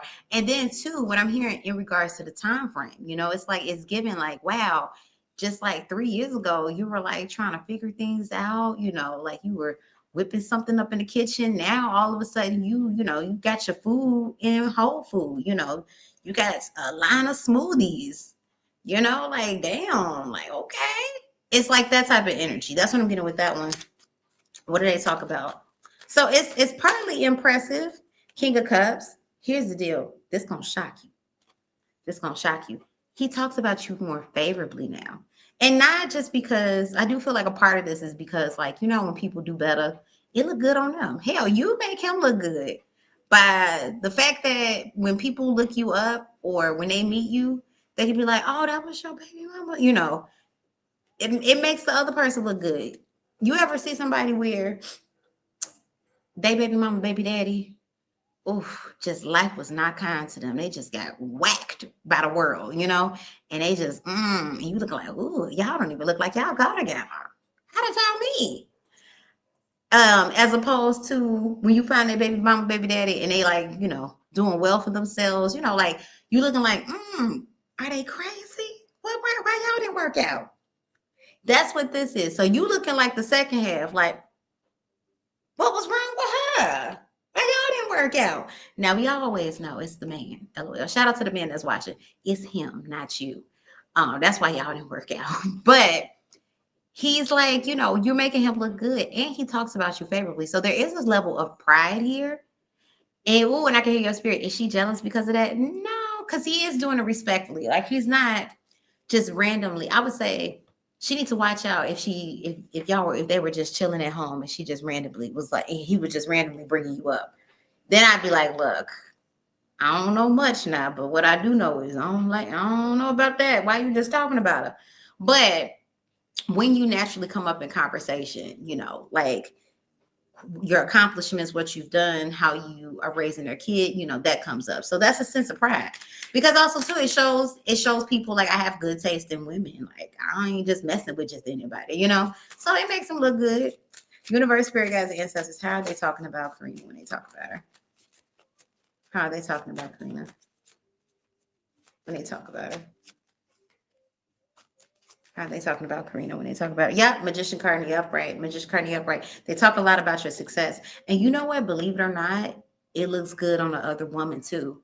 Because psychologically, when women, when we see that the exes were also, or at least when I've like seen, like, oh snap, like when you see like there's a certain level or caliber of woman that the guy that you're with or the guys that you date also date, you feel like, okay, all right, I'm in good company, he's into, my kind of woman, I'm, versus if you look back and she was a bum, you looking like, oh hell no, did he get lucky? Oh, I'm his first baddie. Oh no. You know, like now you tripping because you're like, oh hell no.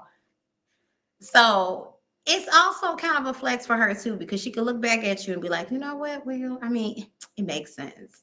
You know, even if she's not going like, yay, woo, you know, waving the flags of cheer, but at the same time, it is still a flex too, because it's like, okay, if this is the type of women that he normally, is with, then okay, I'm in good company. I'm not his first baddie. I'm not, and then also, you know what it is too, when they be looking back at you and they see that you look real good, you got your life together, you doing your thing, girl, it inspires them to make sure that they got their life going. Because it's like, you can't look like the downgrade. That's the other thing too, of being a woman behind the woman that was. You can't look like the downgrade. Like I will say, the woman the woman before the now woman, eh, she technically get a little easier of a break, because now now let's say you was falling off or had fell apart, whatever. It would make it easier for the ex and for the new woman to feel, but the fact that you've only improved, right, means that she has to stay on her ones and twos, because now when people see you, and then if they see her and she ain't on hers, they be looking like, oh hell no, you went from, what was wrong with her? Did she break up with you? Oh, she didn't want you, because ain't no way you went from that to that. So now you got that other one. See, you look at you elevating lives. Look, you helping out everybody. Look at you elevating lives. You keeping them on their ones and twos. Um, Give me one more. Hey, Miss Lulu. Happy Saturday. Give me one more. Girl, Wheel of Fortune. When I tell you, they talk about your money, child. When I tell you, they talk about your glow, your money. Because you know how some people, it's all about money. They talking about your glow up. So that's why they ain't got too many crazy things to say about you, because you keeping them on their toes. You keeping them on their toes because you looking good, you doing good, you're smelling good, like your life is elevated. So it's one of them things where it's like, yeah, it's a flex for him. When it's like, oh, yeah, that's my baby mama. That's a flex. And now that new wife see, it's like, oh, damn, I got to keep my head on. Shit. Keep my head on. I got to be smart. I got to read books, and I got to stay in the gym. So you helping lives. Look at you. You a humanitarian. I don't know what your sign is, girl. No, I do know your sign, Karina. What are you? Aries. See, just like an Aries. Keeping them on their toes. You got them on their toes. But that's what, he ain't got nothing bad he can say about you, because what is he going to say? He can't call you trifling. He can't say that you're not taking care of your son. He can't say that you're doing bad in life. Shoot, all he could do is congratulate you. And Miss Cynthia better keep up. That's all I know. She better keep up. That's what I got for you, Karina. Lulu, let me put you in my line. You said I told her I was competing for a slim competition. Seriously, that's what you're doing. See, you had no idea that you was helping the lives of not just your child, but two other people. You said slim fit. You are so welcome. Yeah, because no, you cannot be the woman that comes after. Even if he's not gonna go, like y'all are done with each other, you still can't be falling off if you the woman after. It just ain't gonna, that's not the look. Only way that happens is if he falls off significantly. Now, when he be falling off significantly, Black with a row, give me your next questions. Now when he falls off significantly, it's like one of them things, like if he falls off and then he go get somebody then in his new caliber who kind of down here, then once again, y'all in different categories, because she's not caring anyway, because she unfortunately is a low vibration version of herself. But if she's a pretty decent vibration and she's just somebody that, maybe she's more homely, maybe she hasn't, dolled herself up as much. Yeah, when you see that ex and you see that ex got it going, she about to get herself together. You probably even got her in the gym. I'm telling you, she about to be posting on Instagram. extra lit up. Why? She gonna lose some weight. She gonna lose some weight. If she needs to lose any weight, or she gonna gain some weight. Because sometimes sometimes you want to go up. Either way, she gonna get fit.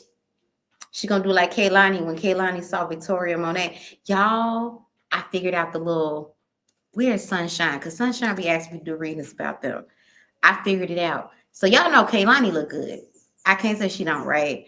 And y'all know Victoria Monet look good because at one point in time after Victoria had her baby, she got a little thicker. Still gorgeous, but Victoria has always been like gem shape, right? Then all of a sudden Kaylani made that little comeback, baby, and was like, pow, pow, pow, pow, pow, pow, pow, Kaylani.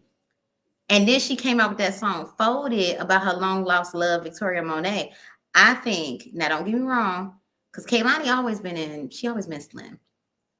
But I think that Kaylani got in particularly like gym girl thick shape because her ex, Victoria Monet, is like one of those gym girls, like real hard. And notice how they both looking like that together. And I think it was a subconscious ploy. Not that she did it for Victoria, but it's one of those subconscious things that you do when you're trying to improve yourself in the way that your ex wished that you had improved when y'all was together. I think that's what's going on. That's my theory. Y'all not be coming up with random theories. It's my celebrity theory for the day. You said, well, I'm going to meet next week, so we're going to see. Absolutely. All right, Black Little Road, whenever you're ready, give me your next questions. Line order, we got... Yes, they dated. So they actually got music together around the time when Kaylani and Victoria were making music together. I forgot what mixtape it was on or EP, but it was a Victoria Monet song. But yeah, yes, they dated and they got music together. So yes.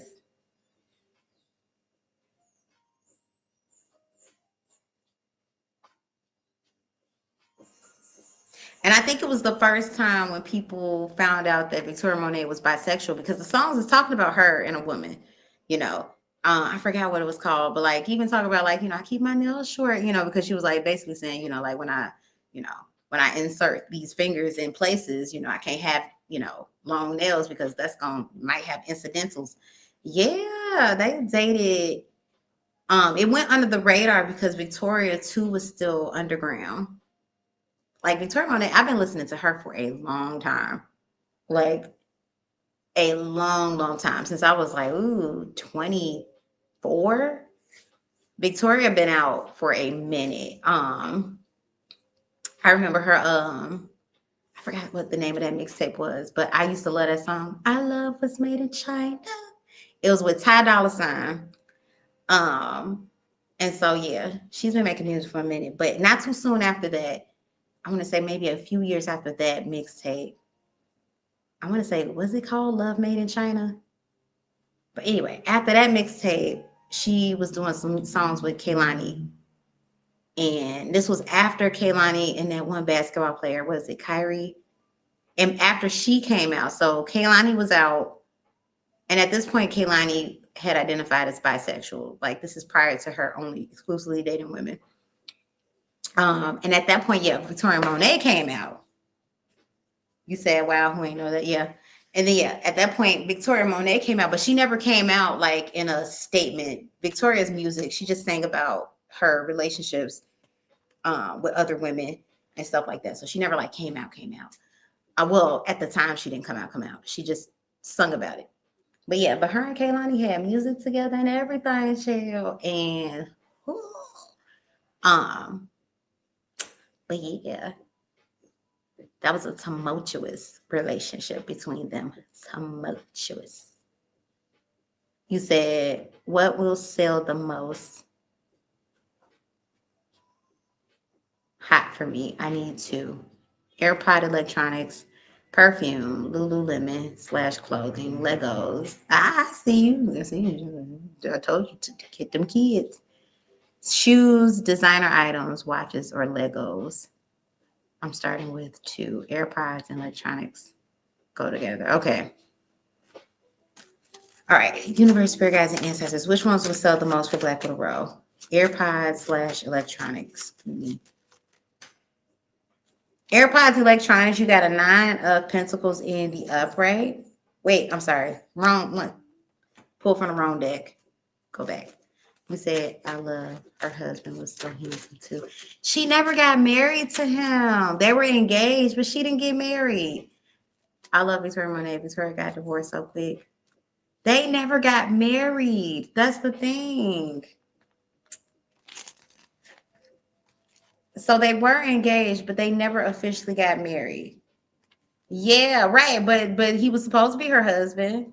And he is. Sometimes he be popping up and he seems so sweet. Like, you get a lot of guys that are like very, very fine like him, because he's like very fine. Um, but when I be seeing him on social media and sometimes he be on live on TikTok, like he seems like sincerely like a sweet, cool guy. Like not like I'm trying to be humble or like, you know what I'm trying to say? When they be looking like that, ego be blah. Because they be looking like that. But no, he seems like really sweet. Like he's a decent man who just happens to be real fine. Like he knows he's fine, but he doesn't use his fineness to take advantage, if that makes sense. I think she outgrew him. He did seem kind though. Yeah. Yeah, he seems really, really kind. Um, Even when he be interacting with people, I'm like, like his is like he knows what he looked like. Like he's confident, but he definitely seemed like the type to get his heart broken a lot by people. Because he seems like one of those sincerely, like, who he seemed like? He seemed like the type of guy that women be wanting that Desmond Scott dude to be. Desmond Scott isn't. He just ain't. Desmond ain't confident enough, and he's not extroverted enough to be that guy that he really wants to be. Like his wife, Christy, well, ex-wife Christy, like Christy, she's the persona that he wishes he had. But I think because his last name is Gaines, I can't think of his first name. But Victoria Monet's ex is the guy that they want or think Desmond Scott is. And I'm like, Desmond's not that guy. I mean, I ain't saying nothing about his content, because even though I love me some Christy, I'm like, sure, love them food videos too. That man look like he can cook. So can't take away his actual talent and expertise, but you could tell Desmond want to be somebody so much different. He trying hard to break out of that shell, but yeah, Victoria's ex is who people think Desmond is, and I'm like, nah. I know an introvert desperately wanting to be that guy. Anyway, let me get back into it.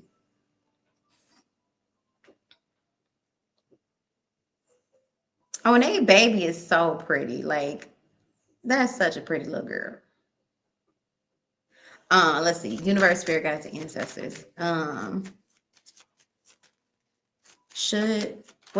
would it be if she sold AirPods and electronic spirit? How would it be if she sold AirPods and electronics? You got the Queen of Pentacles in the upright. You have the Fool card at the bottom of the deck. It'd be taking a leap. It'd be a bit of a gamble. But if you can get your stride, it can be lucrative. So selling AirPods and electronics, it could be a bit of a gamble, but if you can find your stride, it'd be lucrative. What would it be her selling perfume? How would it be if she sold perfume, Spirit? How would it be if she sold perfume? If she sold perfume. You do really good. You'd have a loyal fan base with the Four of Wands in the upright. You have a loyal fan base. Ten of Wands at the bottom of the deck says that there may be there's different hoops you're gonna have to jump, but it could be lucrative too. So far we got two lucrative lanes, but it's looking like there's a lot of labor that you'd have to be putting into it. What would happen if she sold Lululemon / clothing? What would happen if she sold Lululemon / clothing? Oh, you got the Strength card in the upright, and you got the Page of Pentacles. This one probably would be the easiest because Strength card, it's a gentle energy. This would be the easiest. This would be one that don't take as much work, but this is going to be more so psychology because, Strength talks about, taming the beast, like kind of, This one would be more so psychology. And then right here with your Page of Pentacles, this is going to be your demographic. You're going to do best with targeting. Now, target everybody. But you're going to do best with targeting, like Gen Z. Gen Z is going to eat it up. That's what I'm getting with that one. Now, millennial too, You know, I feel like we're hip, we're cool, we're happening.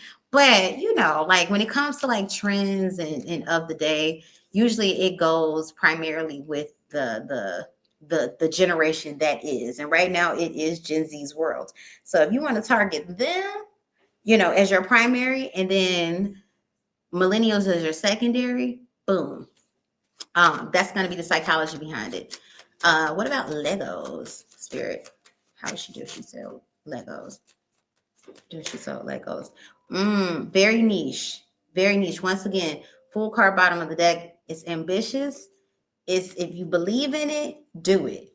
But this one's going to give you probably the most restrictions thus far, because it's very niche. So yeah, if you just believed in Lego, like this was your thing, I would say automatically, girl, sell what you know. But if you're just looking forward to like, okay, I'm just looking for something to sell, Legos is not going to be your first one. What about designer item, Spirit? How would that go with her selling designer items? King of Wands in the upright, Sun card in the reverse. This would, if you could do trendy, these will sell the fastest, but they won't get you the result that you're looking for. Sun card in the reverse. So designer, as in, if you now, I'm getting like this is different type of stuff from clothes and stuff like that. So designer, I guess like bags, purses, this is that and other. Once again, if you're able to get things up on trend, you know, like you know, like remember when the Dior saddlebag was a thing? Everybody wanted the Dior saddlebag. You know, not saying like if you buy a Dior saddlebag now, like if you want it, yeah, do it. I actually wanted one of those. And I may still get one at some point, you know, but once again, I'm gonna be somebody that's buying it based on me wanting that bag indefinitely. But you get a lot of people that consume with the trend, you know, like the Gucci belts. Y'all remember the little Gucci belts, the little Gucci waist belts and whatnot? Once again, when they were hot, they were hot. Now, yeah, am I still gonna wear my Gucci belt? Yes, but do I have to wear the Gucci belt? No, because it's not the trend anymore. You know, everybody ain't walking around with that Gucci belt no more. So, you know, you don't see it as often. That's what the designer is doing. So it's like, yeah, it's if you can get the hotness as it goes, but this one will lead to, you know, it's like an endless, you know, think of it like Fashion Nova almost, you know, like how they stuff, you get it, you know, 1 week we selling apple juice bottles, you know, 3 weeks later, you should have got your apple juice bottle because now we on some water bottles, baby. You know, like it's like that. Tell me about watches. How would she do selling watches? How would she do selling watches? Once again, this would be something very ambitious, and if you'd have to really have a plan in place with the Knight of Wands bottom of the deck in order to sell the watches. It will be ambitious from the sake of, you know, like, ooh, take that leap of faith. It's probably likely if you're able to sell the watches, they're probably likely to sell more at a higher price, depending on what you're selling. You know, just one of those items. However, though, it's not looking like it's going to sell multiples of those items. So let's say you got your hands on some resale Rolexes. You know, we going far, we going ambitious. You got you some presidentials, right? Some authentic presidentials. You know, resale presidentials start at like 15 grand. Maybe if it's like a little like slivery kind of broken one, but even the kind of like, you know, broken presidentials of the Rolex itself for about 10 grand. That's about as cheap as you can get it without basically somebody just gifting you with a Rolex.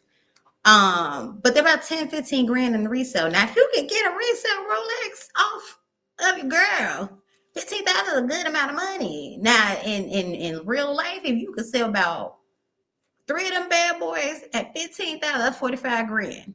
That's like, ooh, you know. However, though, it's hard to sell the one. So it's very ambitious. It's hard to sell the one, you know. Um, let's see, universe, spirit guides, and ancestors. Okay, we got watches. Okay, so it's looking like your best bet is going to be somewhere between clothes, perfume, and electronics. And you can honestly put perfume and electronics. Some of these things you can. Oh wait, I didn't do shoes. I didn't do shoes. My fault. Tell me about shoes, spirit.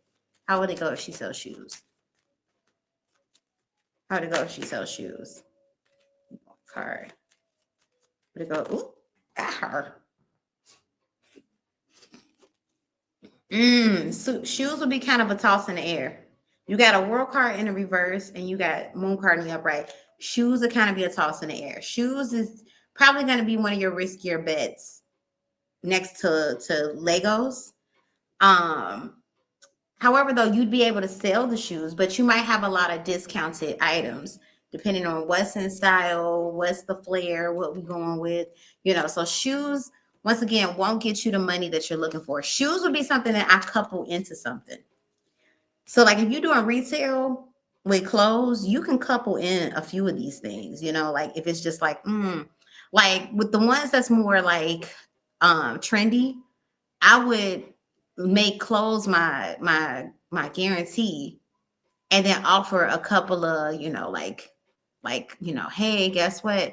I got these Kelly bag dupes because they actually did have Kelly dupes on Amazon. I started to give me one. It was only $14, y'all, with shipping included. But I didn't at the end of the day because I was like, I really don't want a Kelly bag and I don't care to keep up with the Kelly bag look. But had I wanted a Kelly bag, because literally they had people testing them, like people who actually had Kelly bags, and was like, this is a pretty damn good dupe. This is a Kelly bag, but it's not a Kelly bag. That's it. So like stuff like that. If you offer that with some of your hot ticket items, I think that you can loop that into it.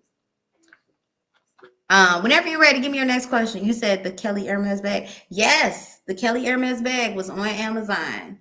I even still got it in my Amazon cart, but it's no longer there because so basically after Walmart sold they little Hermes Birkin dupes, they started cracking down on these like dupe sellers, and so that Amazon person that I was gonna get my little Kelly bag, it was a lime green bag, it was cute.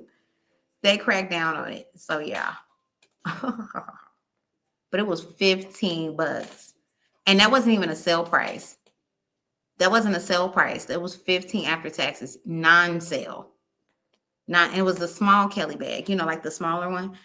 Wasn't even a sale price. And I started to get it just so I can but at that time I was like, I don't care like that. And I still don't. I'm glad I didn't get it because I don't care like that. Don't get me wrong. And it's not that I'm anti-luxury. It's just that when I want it, it's something that I want, as opposed to I didn't want to get caught up in that circle of needing to have stuff to validate, or for the because at one point I was that person, and I'm so glad I got out of that realm of things because you get caught up. Hell, shoot, credit card debt get caught up. So I wanted to keep myself out of that, but yeah, I started to get it, and too, because I really like those. Now I do want one of these Birkins, one of those fake Birkins, the ones that say fake ass Birkin bag. I want something like that. Or you fake like this Birkin bag. So I started to buy one of those fake Birkin bags, like literally like for $30. And I was gonna do that to my Kelly bag. What I originally wanted that Kelly bag for, I was gonna take that and then I was gonna acrylic paint it myself. And I was gonna put, fake ass. I was gonna put fake ass Kelly bag on it. I wanted one of those. So, but I ended up not going with it because I'm like, I ain't gonna be carrying this thing. I said, if I decide to buy designer, it has to be an investment. Right. That's what I'm saying. I'm not against designer at all. Like I have some designer pieces, but they were things that I absolutely wanted. So for me, I always say if I'm buying it for the sake of like everybody else going, ooh, I'm wasting my money. I'm wasting my money. If I'm buying it for me because I'm going, ooh, and I want to be seen in it, then, that's what that is with me. Like, because like I said, I'm into the same things as everybody else. I just don't. I was at one point in time though spending money for the pleasure of other people's eyes. That's why I always say, like even now, like if the likes ain't making me no money, I could care less. Like now when I post on social media, I post because I want to post. My picture. Sometimes my pictures don't be getting damn near no likes, but it is what it is. I'm like, hey, you like a photo, you don't like a photo. But at one point in time, like I got into that whole thing, especially like when it first started. Because when did I join Instagram? 2012. So yeah, when I was like in my 20s, it meant a lot, you know, like you thinking like, ooh, ah, ee, ooh. But now I'm like, please. But yeah, if it's something that I want, I'm gonna go, you know, yeah, I'll invest in it. I'll go and get it. But it's gotta be something I want at this point. If I don't want it for real, then. But am I against people that like to floss? And of course not. Do your thing, baby. Do your thing. Whatever makes you feel good. I always say whatever's elevating your you know, your morale, your spirit, however you go. I just know for me, based on what I can afford, I'm not gonna go broke, you know. But if other people can afford it, then show me, tell me how you doing life. You know, give me some tips and tricks, okay? You said, girl, I have plenty of dupes I can give for free. Just don't tell anyone and they will pass. My eyes are good AF. I'm from NY, I can be trusted. Right. That's why I say, yeah. You said they reselling Birkins in NY for 15 to 20K or more. Yeah, that's why I was like,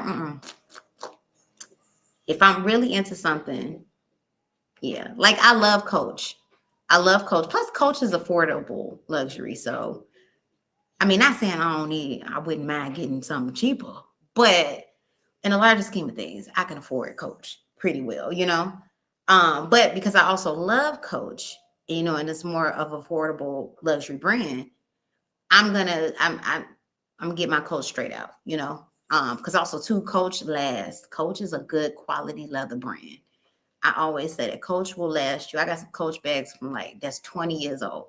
That thing lasts. You clean it, yeah, you know, dust it, but Coach will last you. Hell, they probably like that Stanley Cup, probably last than a fire child. That's how good Coach is. Good quality leather bags. Get you some Coach. Even because they get the denim tabby. I think it's so cute. That's a lasting what you call it too. The like the quality of the stitches, it lasts. Even in canvas bags, they last. So yeah, Coach is a good one. And then in Kirk Geiger, that's another affordable luxury bag. I like the little Kirk Geiger because it's so colorful. It's ooh, you know, just express yourself. You know, is they make really good statement pieces. So yeah, but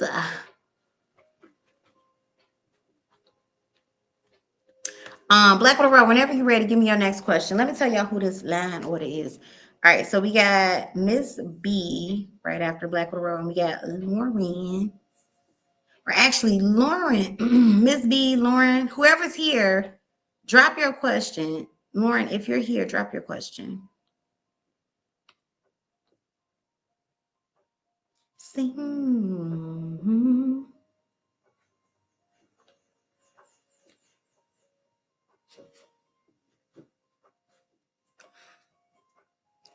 Excuse me, y'all.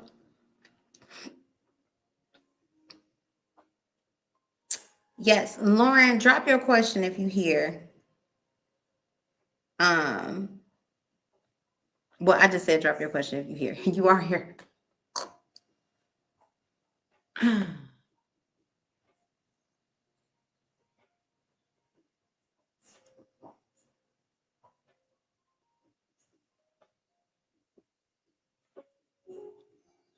La la la la la la la.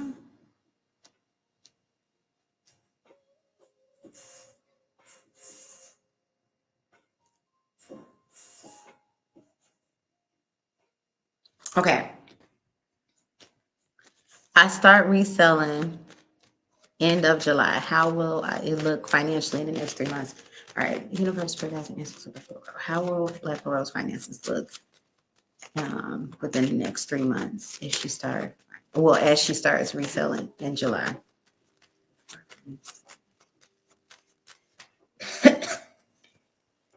We have a 5 of Cups in the upright. I can explain that to you. What our finance looking next months. We have an 8 of Cups in the upright. I can explain that to you. This is coming out real clear.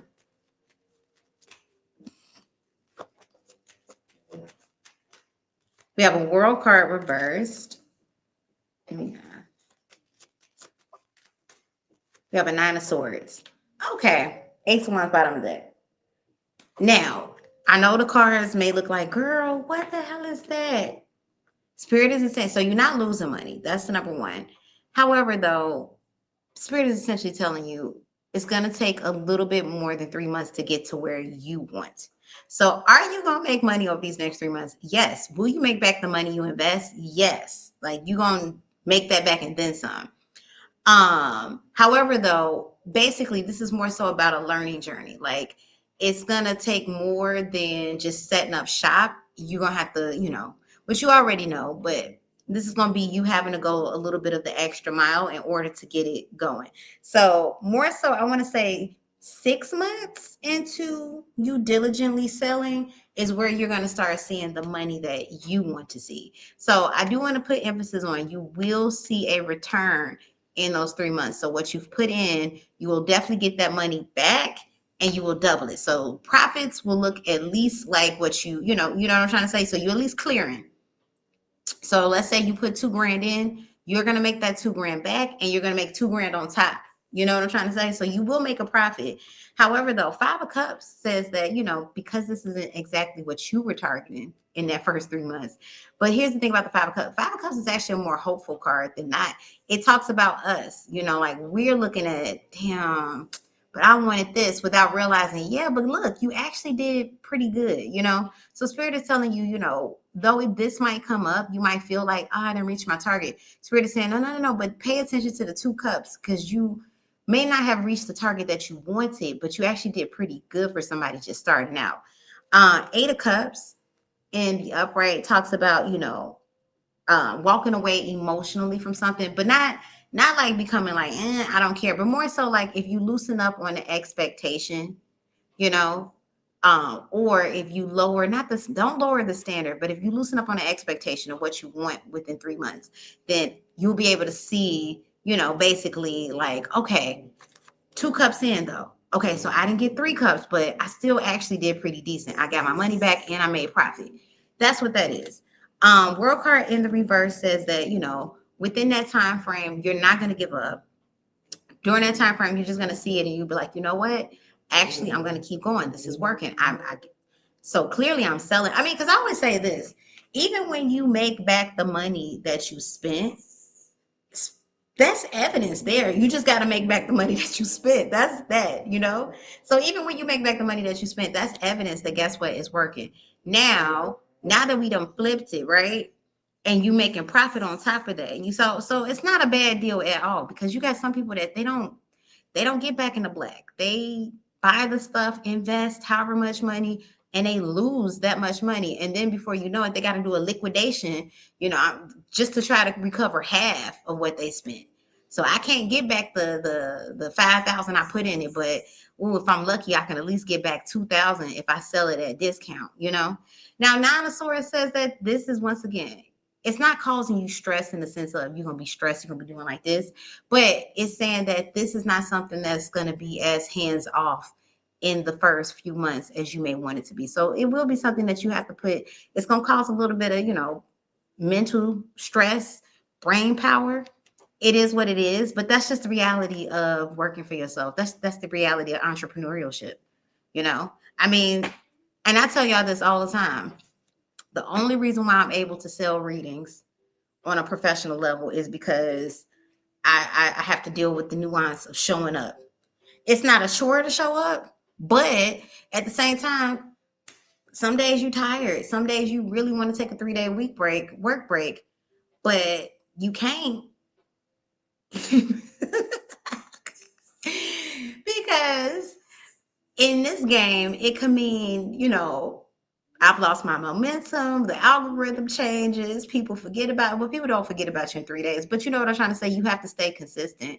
You have to show up even on times and during days that you just rather, I wish I could sleep all day. I wish I could just watch that Netflix show all day. And that's just what that is. But at the same time, you do it because you believe in it and you know the power of the do. So that's that Nine of Swords, and that's just the life of an entrepreneur. That's just another day in the life of a goddamn boss, which is you. However, though, you're still making your mark. And that's the important part. The bigger picture is you are clearing what you want You just got to put that nuance in. And yeah, over time, it does become easy. You do become Beyonce and you sell just off your name alone.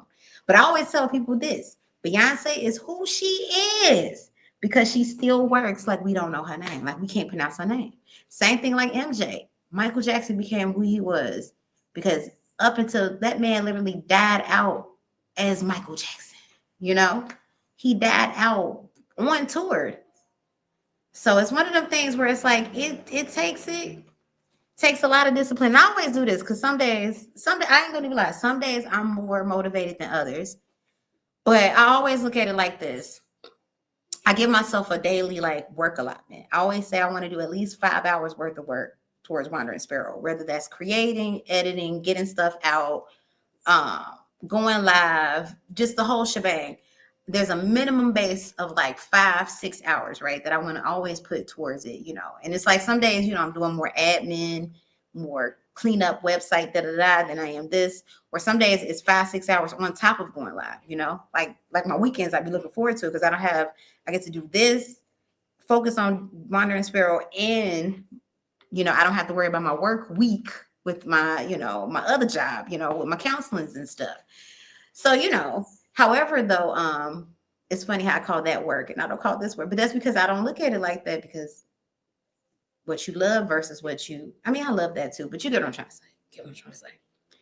However, though, for me, I may not always, you know, I want to start at 9, but I say to myself, nope, if I said I was going to dedicate 5, I got to dedicate 5 hours, period. Whether that 5 hours comes at 4 a.m. in the morning or, you know, 2 in the afternoon, I got to dedicate that 5. So that's what that is. And it's like, as long as you show up for yourself the way you would show up for a W-2 job, because you are the W-2 at that point. There you go. Because you worth it just as much. You keep that in the forefront of your brain. I am worth the success that I am reaching. Not the success I want, not the success I'm going for. I am worth the success that I am reaching. Once you have that, you say that to yourself, you embed it in you, there's no other option you can take. You go like, damn, same way you show up sick to work, you'll show up sick for yourself. Toxic, maybe not that, but you get what I'm trying to say. Because you are worth the success that you are reaching or have reached. Boom, boom, boom, boom, boom, boom, boom, boom. All right, Lauren, I'm gonna do yours. Let's get it to you, Lauren. Lauren, we got Miss B. Oh wait, Lulu. Hold on, I forgot to put you on my line. Lulu, I got you too.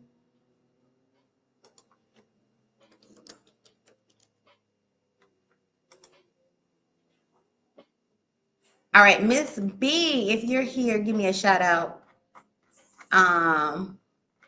Lulu, I'm gonna put you. If Miss B's not in line, if she's not, okay, you're here. Okay, perfect, perfect, perfect. All right, so I got you right out the Lauren. Where was I at? Oh, Lulu, you're gonna be right after Miss B. You said you coming on tonight. I am coming on tonight. So actually, yeah, I'm gonna end this one. I'm gonna end this live at the 3 hour mark. So we at 2 hours and 15 minutes. So I still got a little ways. So we comfortable right now. But yeah, I'm gonna end this at the 3 hour mark. Which is gonna be, what is it? 2:45, 3:30. It'll be 3:30 Central, 4:30 Eastern, and then I'll come back, y'all know, to my little later live. Lauren says, I wanted to know my career forecast for the rest of the year. Okay, let's see. Universe, spirit guides, and ancestors, thank you for the chance. So we're gonna do summer and we're gonna do fall into winter, since, you know, technically we touch winter for like a week. Yeah, we touch winter for like a week and some change. But we really don't have winter. And well, if we go by society's year, we're gonna go by society's year. Though the new year just started about 3 months ago. So anyway, we won't get technical about it. You said, LMA, something's wrong with you.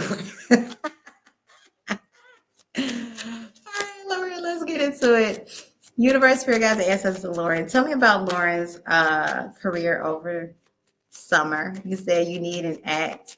You need to act. You know what though? I'm not a good actress. I can admit that. I do love comedy though. So I mean, will I take a paycheck to be in a movie, child? Yeah. Absolutely. I mean, shoot. I'm not Angela Bassett, though I love me some Angela. She one of my favorites. But if you expecting that, I can't do that. Whew, can't do that. But will I take a paycheck and read some lines? Surely would.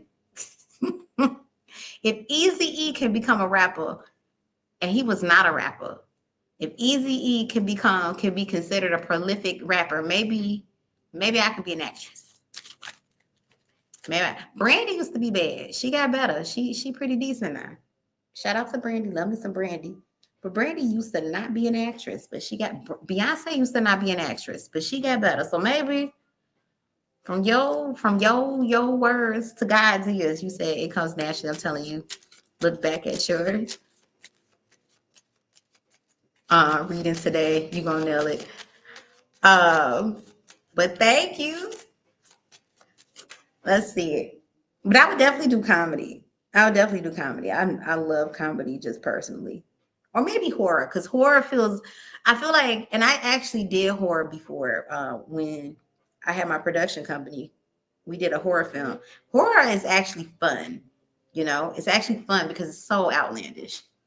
But let's see. Universe, Spirit Guides, and Ancestors of Lauren. Tell me about the summertime. What can Lauren expect of her career over the summer? So we're gonna do these summer months, Lauren, and then we're gonna go into the fall months. What can she expect of her career over the summer? She expected her career over the summer.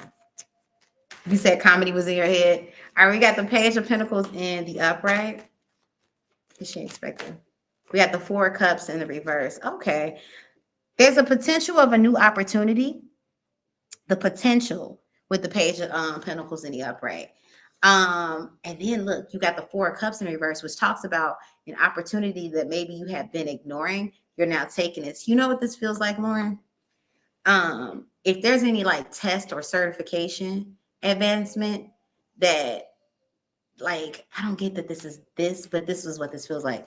You know how like there's like tests and certifications you have to do, but it's not like it's not like you got to do it tonight.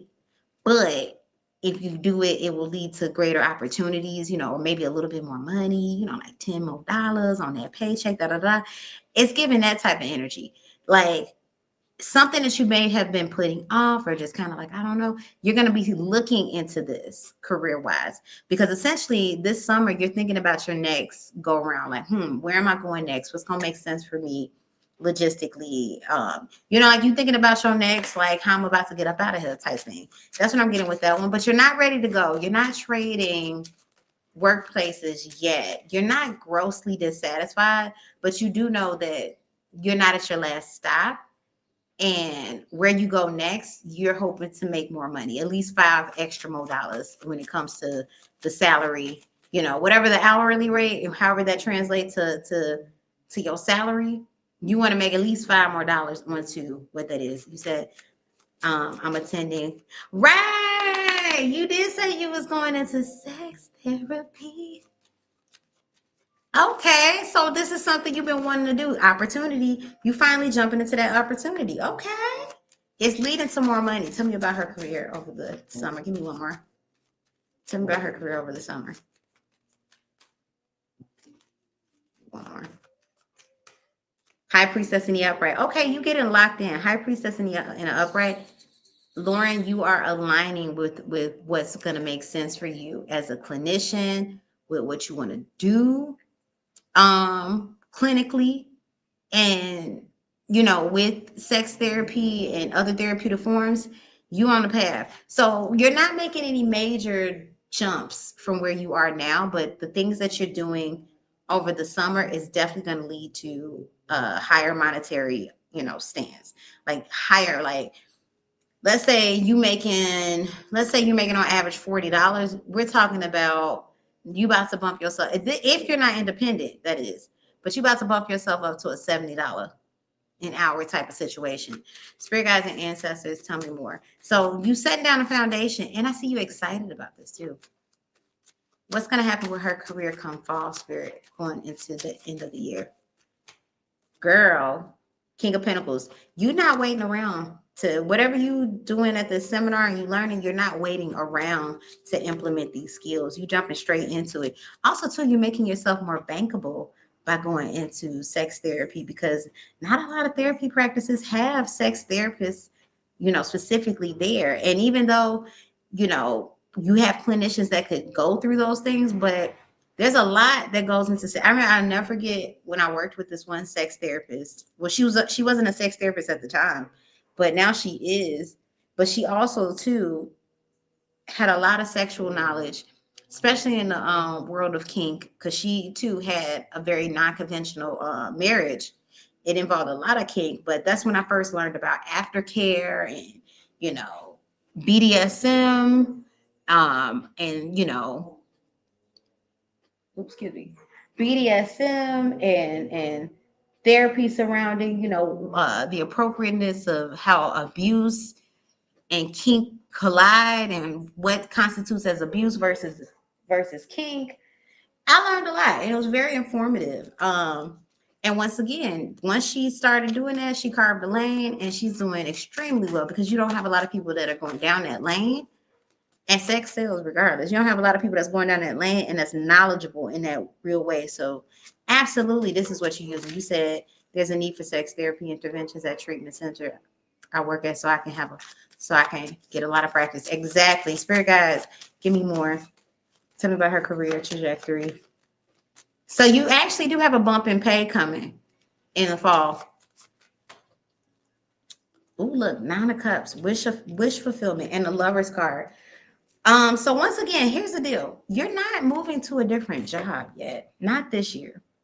I mean, you can always, Tarot's never find out. You can always change this energy and be like, I ain't moving. I'll move to another job tonight. But I don't feel it in your energy that you're moving to another job per se, unless you really want to. But I do feel a bump in pay. There may even be something where you're doing contracted work off site. However, there's a bump in pay that's going to lead to 2027.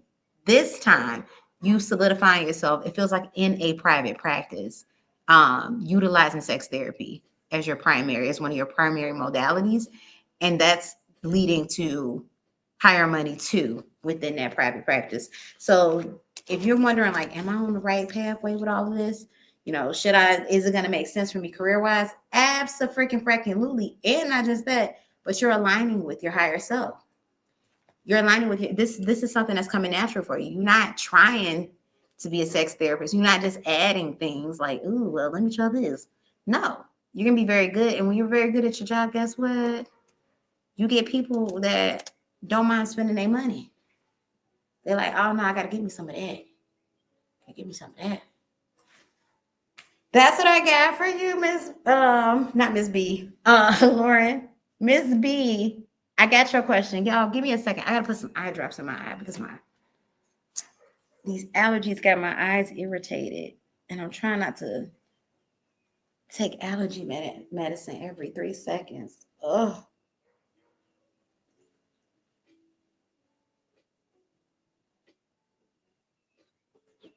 But I gotta wash my eyes out. Give me 2 seconds, y'all. 2 seconds. Lulu, you're right after Miss B's question. Drop me your questions, Lulu, whenever you see this. God, give me a sec. Give me a second. Give me a second.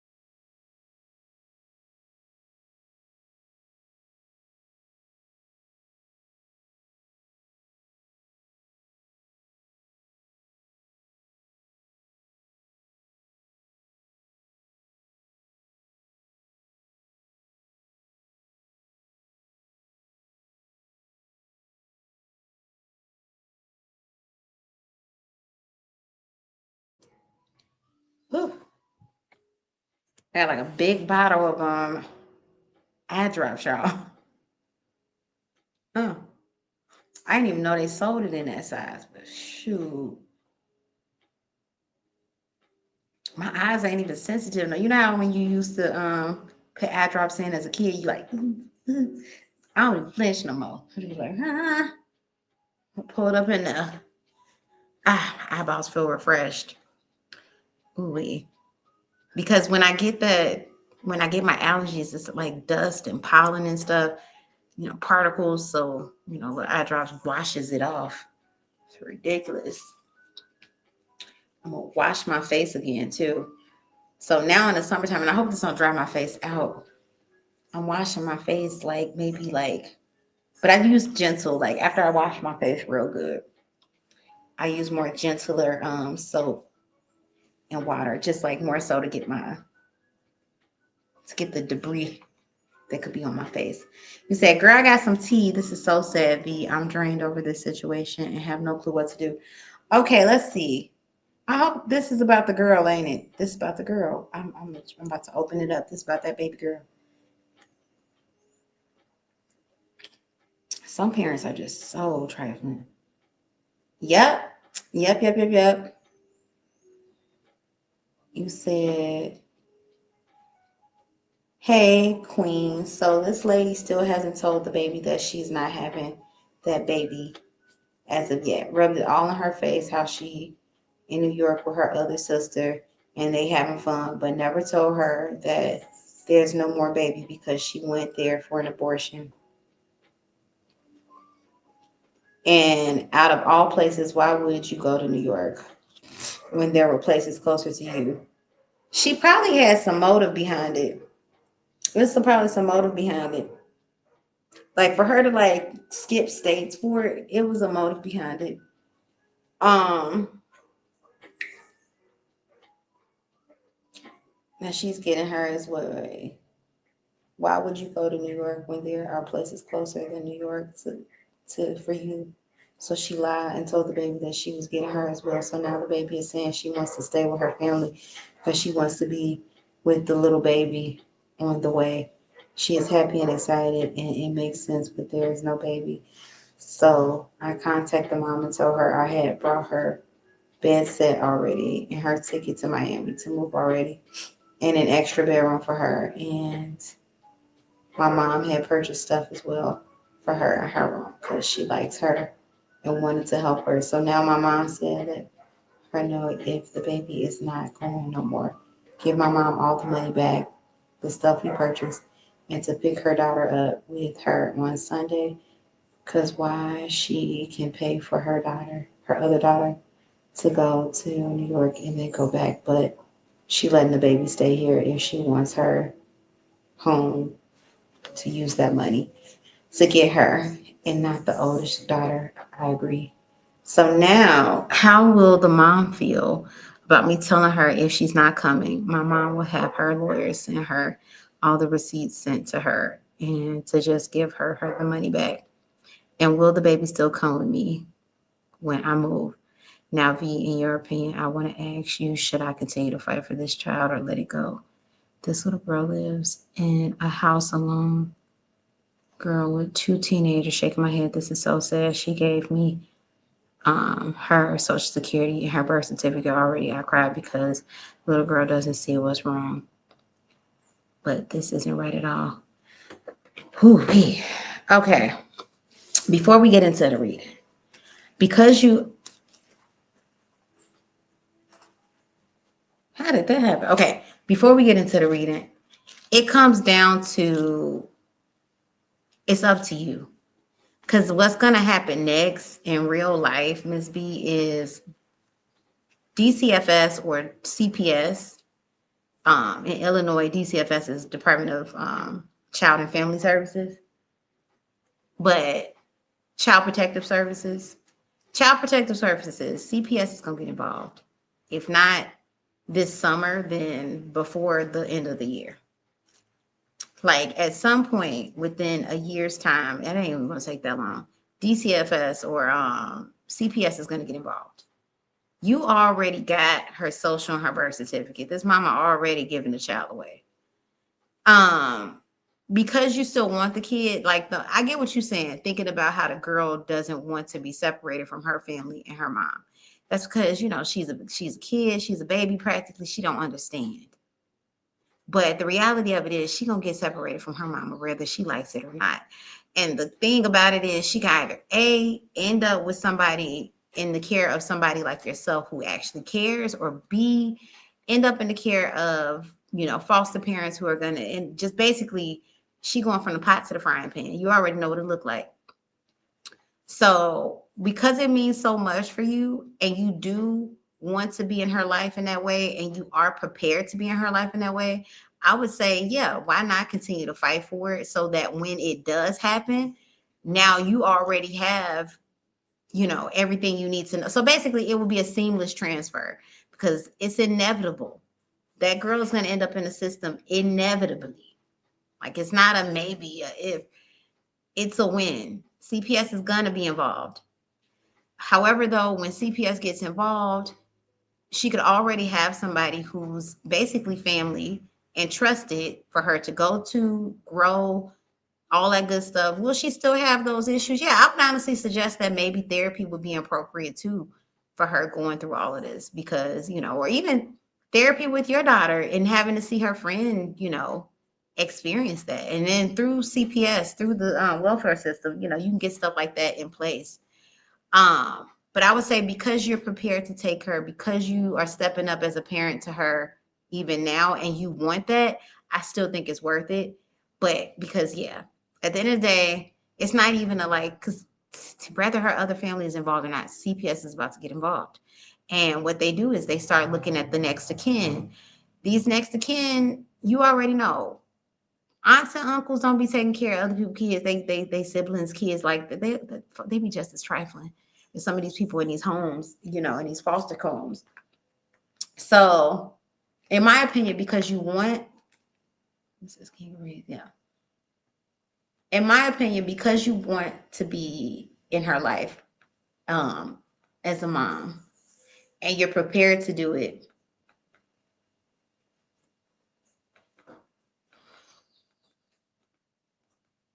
Excuse me. And you're prepared to do it, then yeah. And then, like I said, then you already got all the papers. What was her family gonna do? Because that's the other thing. If you already got her social security number, her birth certificate, the family's not even inquiring about this, means that they had no girl. So go ahead and get your baby. Sometimes we come out of one womb, but that's not the mama or the daddy. That was how we got here, but that doesn't mean how we stay in here. And that's what that is. Because truth be told, you already know CPS about to get involved. It may not be today, may not be tomorrow, but damn sure about to be soon enough. And whether that girl, she don't understand it, but she gonna be taken away whether she wants to or not. So yeah, I think the motive was to let her get on. Yeah, think about that. And then think about that. You punishing, what is she, 9, 10? You punishing a 10-year-old for wanting to be with her friend? Like almost like she got the jurisdiction. That 10-year-old was away from home because the mama gave her permission to be gone that long. That 10-year-old, like, if you wanted your kid back so bad, bring her home, be the mama to her. She didn't want to be a mama. It's trifling. And now you trying to make her feel bad. See, you want to know what? You want to know why too is messed up? Because she one of them mamas that had a baby. You got those moms that have, or dads be doing it too, but you got those parents that be having kids because they want somebody to love them. Hey, Lulu. Okay, Lulu, drop your questions. You right after Miss B. You right after Miss B. But yeah, Miss B, she's one of them parents that had a kid because she looking for somebody to love her. I hate when I hear folks say that. I've heard it a lot. When I've worked with the welfare system, when I worked with DCFS, Heard it from clients' mothers and even some of the daddies. Um, Heard it from, like I've heard it, as I said, I've heard it before. I haven't heard it from my life personally, which I feel good to say. Like I didn't hear that from the people. I mean, they've been trifling, but they ain't been trifling in that type of way. But I have heard it before in personal settings where people, they want somebody to love them. That's why they had that kid. And that is never the child's, you know, responsibility. Because when kids grow up and they realize that, okay, love is a two-way street, it is conditional. I don't care what nobody say. Love is a two-way street. I'm giving you love, but you ain't giving it back, baby. So anyway, but that's what's gonna happen, Miss B. CPS gonna get involved regardless. At this point, it's like where's gonna be the best place for her to go? And you the obvious answer. But let's get into that question. So Universe, Spirit Guides, and Ancestors, how is the mom gonna feel when Miss B's mom sends her lawyer over? How is the mom gonna feel? The mom of the little girl gonna feel when Miss B? You said love is conditional. Yeah, love is conditional. I mean, don't get me wrong. I could love you and I could pour into you, blah, blah, blah. And yeah, maybe you can't give me back, like I can't expect from a kid, what I would expect from an adult. Because, for the most part, there is a lot of one-sidedness to certain types of love, you know, like my cat. I love my cat to pieces. And I know he loves me in the way that he can love me. I can't expect my cat to love me in the way that a human's gonna love me. But even my cat shows me affection and love and appreciation based on how I treat him and how I love on him. And I feel like animals are the perfect example of that.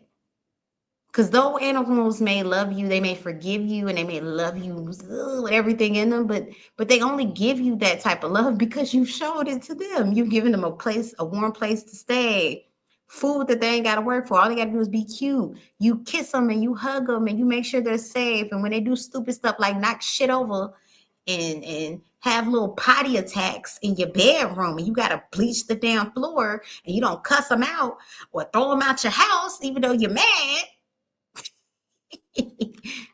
Midnight had an accident. Oh, he made me so mad. Anyway, but now he's just not allowed in my room. So yeah, so I told him, I was like, Midnight, I was like, I'm not talking to you right now because I have to mop up. And he did it on purpose, and I'm so mad. But anyway, I didn't yell at my baby cat. I just told him I'm not talking to you right now because I'm mad. And he's not allowed in my room no more. So I keep my door closed. I used to keep it open. But yeah, long story short though, they still love on you because you're not acting crazy when stuff like that happen. But that's conditional. Because the moment if I was an abusive pet owner, if I was a cold pet owner, you get some people that they got a pet but they don't give it no type of affection, that cat would have been ran away. Like I wouldn't, no. When it's warm enough outside, I've opened up the windows, the doors, the cat roams and he comes right back because he loves it here. So I'm like, love is conditional. I don't care what nobody say. It may not have all the conditions, but you can't just be abusive to people and think that they're going to. No. God is conditional. Y'all think about it like that. Like what we was taught about God. Like, oh, God loves you unconditionally. That's a bold-faced ass lie. God have all types of conditions and not in a bad way. Go ahead, curse God, curse the universe and see what happens next. And ain't nothing wrong with conditions. It teaches us to be better to one another. So yeah, I hate when I hear parents like, oh, love me. Okay, but are you prepared to love back? Because even though that kid gonna love you, but as soon as that kid gains consciousness of what's really going on, then they'll be on TikTok cussing you out and shit. Talking about, when I was growing up, my narcissistic ass parent. I be seeing them all the time. I told them bring her to her on Sunday and tell her to take her right in front of her to see what she does. Yeah. The girl goes to school with stinky, nasty clothes. Yep, neglect. That's neglect. That's why I said CPS gonna get involved regardless. That's neglect. That literally constitutes as neglect. And the same sneakers for 3 years. Yep, that's neglect. That's neglect. Up until even through high school. Now, her feet may not be growing from 16 to 18, but anytime somebody is a minor, like let's say she's wearing the same sneakers, but they're holes and clearly they're inadequate. There's holes in it. Now, they can be ugly shoes. They don't have to be name brand, but if they're unfit to wear, there's holes in it, clear, that's neglect. And then at her age, she can't wear the same gym shoes because she's growing. She's not going to be able to wear the same things for years on end. She's not going to be able to wear the same things for years on end until after puberty. And even then, she's still growing. But, some things stop, like maybe a foot size. So, like, once you hit puberty, if you made it to a size 8 shoe at 13, chances are you probably still going to wear that size 8 shoe at 19. Stuff like that changes, kind of stays the same. But yeah, that's neglect. Yeah, CPS about to all types of be called on. If she keeping her out of school, that's neglect. CPS get any of these. That's what the CPS about to get any day now. I don't know when, and it may be a little bit harder to clock it during summer because she's not in a school setting. But please, a good week or two in, teachers are gonna peep game, girl. Hell, she can. Basically, it's like the mama can do it the easy way or the hard way. You said. She said, because her mom and dad do not live in that house. It's her brother, and so, oh, girl, that's clear neglect. There are 17, 16, and 10. Now, the 17, I think, depending on consent laws, the 17-year-old, because you can drop out of high school legally and the police won't chase after you. I think if you're like 17 or 16, the police will not, basically, age, the legal age to work. The police will not force you back into high school. So, you could drop out. You could drop out and get your GED at that point too. But I believe at 16, you can drop out. And there's a certain age where you can also take care of yourself, where the police, like, yeah, you can still be a missing persons as a minor at 16, 17. But the way that they look, they kind of loop it into almost like adulthood. They loop, they're not doing the same search if you were like 13. But at the same time, that's with yourself. Like if you're 17 and living on your own yourself, the police isn't like, oh my gosh, But if you are 17 and taking care of somebody, and that's not a legal guardianship, oh, now we are in trouble. Not the 17-year-old, whoever's in charge of the 17-year-old, because even though you may be able to live by yourself at that age, even though you're a minor, but if you're taking care of a minor and then you got somebody that's the parent of both of these, now you about to go down for the 17 and the 10. It's weird. It's like it loops both of them in. So it's a lot that go into that. You said she used to this as normal for her. Shaking my, yeah, abnormal. Yeah. Whew, child. Let's see. Universe, spirit guides, and ancestors. How will this woman act when Miss B's mom sends a lawyer to her? What's she gonna act? She sends a lawyer to her. Girl, she is not gonna get on the good foot. Ace of Wands reverse. She don't take nothing serious. Just like that lady who had stole your car. And I told you, I was like, it's some people where even when the karma comes, they so far gone, girl, that they just chalk it up to shit happened. You got some people where it's like, it's so far gone, karma don't do the same thing, Whereas you or I, if we got some karma for something, we'd be like, damn, like if I could go back in time, it's some people, girl, though, please, karma just, hell, they probably already went through something crazy. This just another damn day. Ace of Wands in the upright. She's going to handle it very immaturely. I feel her energy, though, giving the daughter away, but she is trying to, it's like how do I explain? She's kind of like, like she not all there.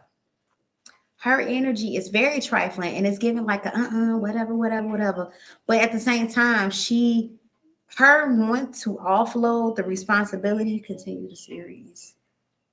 Oh, her want of offloading her daughter, her responsibility, is higher than her want of trying to keep, trying to show her daughter up.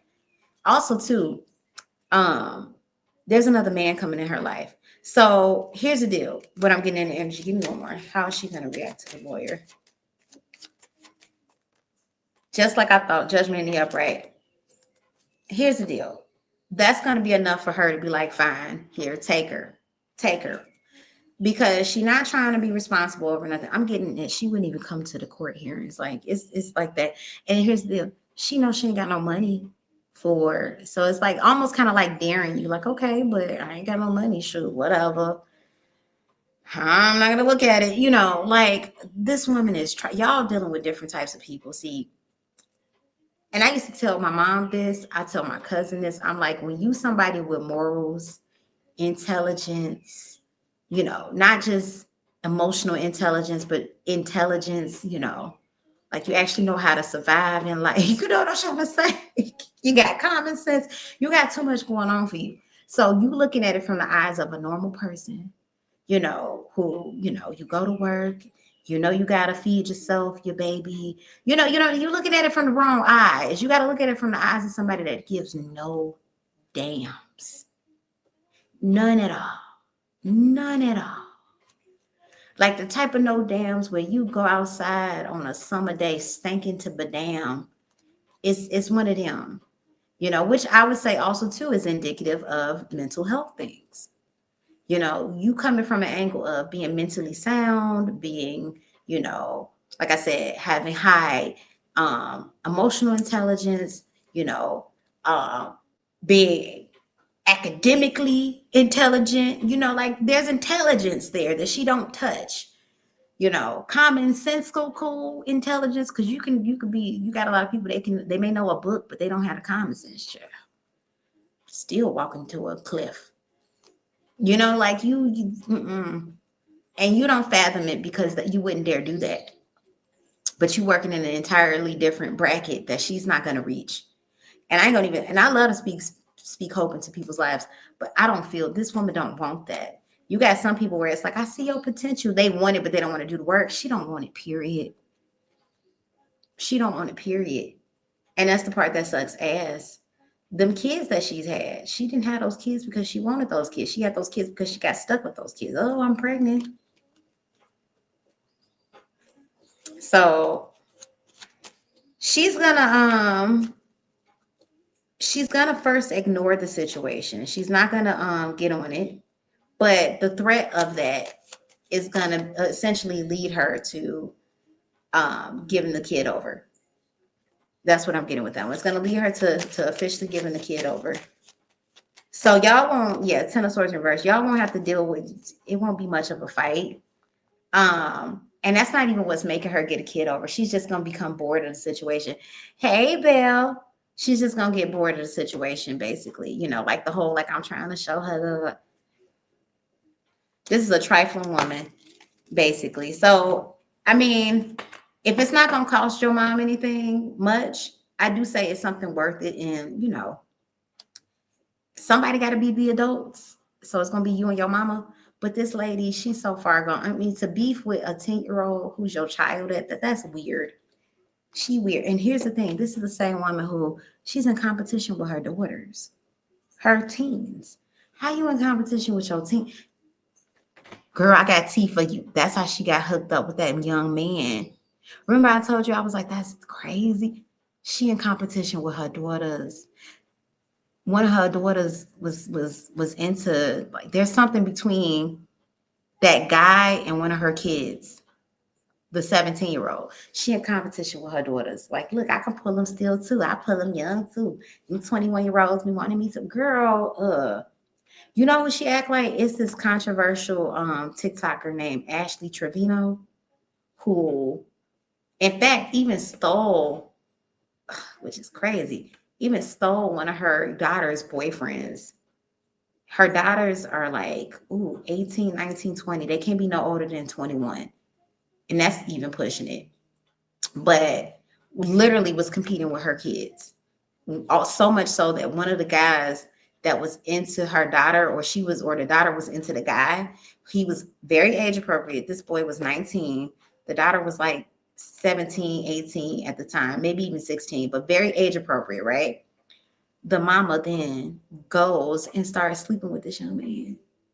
And this young man was treating her dirty, and this ain't me taking up for that woman, because this woman is quite despicable, like it's sad. Um, like her daughters were the adults, basically. These were, like very parentified young girls. Um, and it just was what it was. And then this young kid was taking advantage of this lady and treating her like crap, talking crazy to her online because he was there for money, because he saw what he can get out of her. He was taking advantage of the situation, but she was in competition among some other stuff, because you be getting these TikTok creators sometimes that be just, that's why I say TikTok a whole different animal. But yeah, basically was competing with her kids and ended up dealing with one of the dudes that one of her daughters liked. And I was like, that's sad, right? Oh, that's messed up. She ain't got nothing good coming to her. So yeah, you said she just verbally wants to scare her. My mom even said she wants to whip her. Yeah, and that's what you're gonna do. Don't get me wrong, you're gonna shake her enough, but the type of shaking, Miss B, is gonna be like a girl, it ain't even that damn deep. Here, damn, take her since you want her so bad. It's gonna be like an energy like that, you know? Like you gonna shake her, but it's gonna be more of an annoyance. Like, damn, y'all taking it too far. Like, gosh, now you want to get lawyers involved. Whatever. Just have her. It ain't even that deep. You can have her. Damn. It's a literal energy like that. That's the energy her mama giving. That girl mama giving. Girl, that's messed up. I feel sorry for that baby. But at the same time, I'm happy that she has you in her life, because you already know a lot of kids in that predicament don't even have you, a person like you that's willing to, step in, step up and be there. They don't, yeah. Unfortunately, a lot of kids like that girl go into the system and they fighting for their life to not be what they've been exposed to, and it is hard for a lot of people not to perpetuate that cycle, because it's hard not to be the thing that you've only seen. So the good news is she's gonna get a chance in life, for real. But I will suggest also to counseling, because even though she's a kid, she's internalizing a lot of stuff that's gonna show up later, and she's not gonna understand why it's so weird for her. All right, so let's get into it.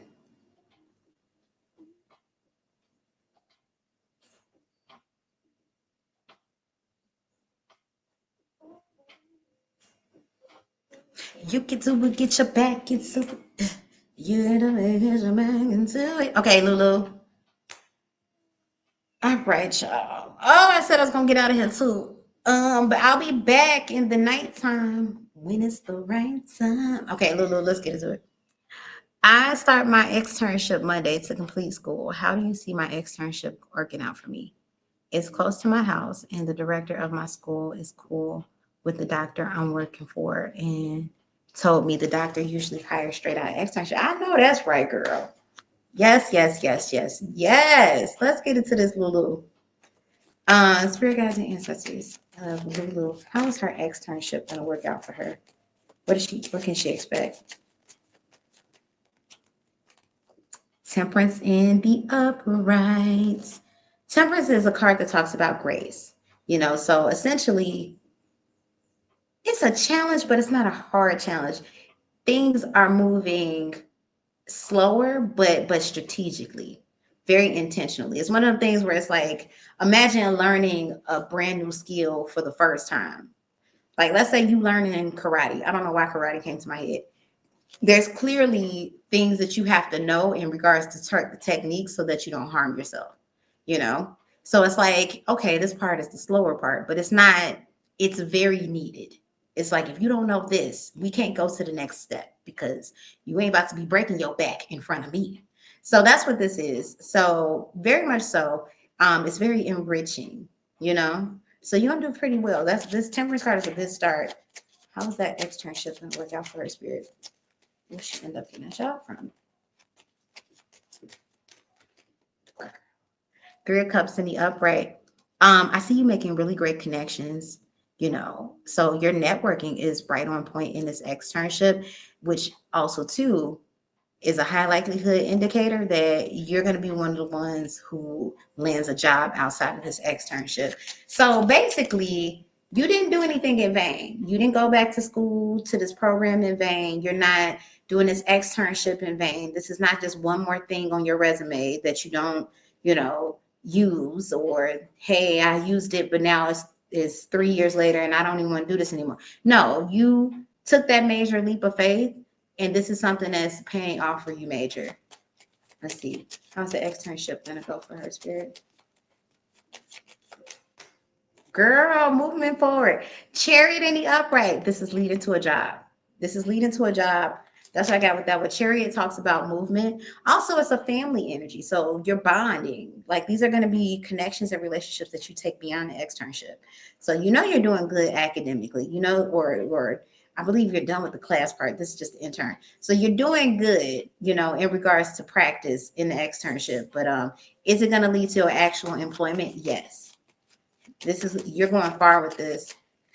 Also, too, there's a level of maturity that I'm hearing that you're bringing to that. So here's the deal. This is what I'm getting in regards to the work environment. Wherever this is that you're working, there's a, what's going to be your standout is your level of maturity that you bring to your position. That's what that is. So yeah, you're gonna be spunky. You're gonna be they're gonna love you, but outside of personality, you're bringing a level of maturity and seriousness. So it's like, yeah, while I am lighthearted and you know, I love people, but at the same time, I'm not, you know, like I'm getting there on time. I'm having camaraderie with people. I'm taking it serious, you know, and you know, you got some people that can't be serious at none of the time. It's like, damn, like we in brain surgery right now. You're taking it serious. So you're bringing a level of maturity to the position that you know, that's very needed. You said, yes, I'm done with the class part. Thank God. I'm working in Manhattan. I know exactly where you're going to be. Well, not the exact building, but I know where you're talking about. Okay. You going to get some rub elbows with the people you need to rub elbows with, child. Might run into your husband. Because you know when you're working in the city, you know, you get to cross many paths. But that's good. And it's nice outside. It's summertime. Girl, this is the perfect time. Spirit guys, how's the externship gonna go for her? Girl, Ace of Cups. The time in this externship is going to move quicker than you've probably anticipated. And that's because things are gonna go well. Like, yeah, we'll challenge you in a way that we expect, you know, enriching things to challenge us. Yes. But not like a challenge like, ooh, it's testing my nerve. I can't keep Yeah. In fact, you're going to be looking for it. So if it's one of those situations where the externship is, you like you said, it's in a particular location with the same people that you could potentially working with, you're going to be looking forward to, you know, like, ooh, I actually can't wait to get started as a full term employee. So yeah, Lulu, whenever you're ready, give me your next question.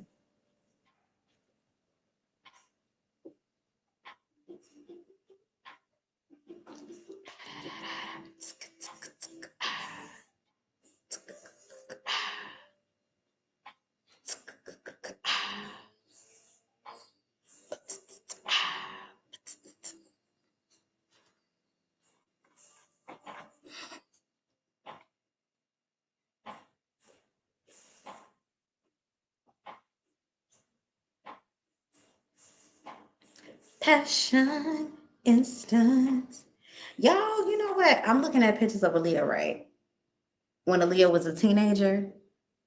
And the consensus back in the day was that Aaliyah looked older for her age. I'm looking at these pictures of Aaliyah. She looks like a girl with makeup on. That's wild how they like. That's so crazy how they did that to her. This girl looks like a girl with makeup on. Now, when she became an adult, she looked like an adult.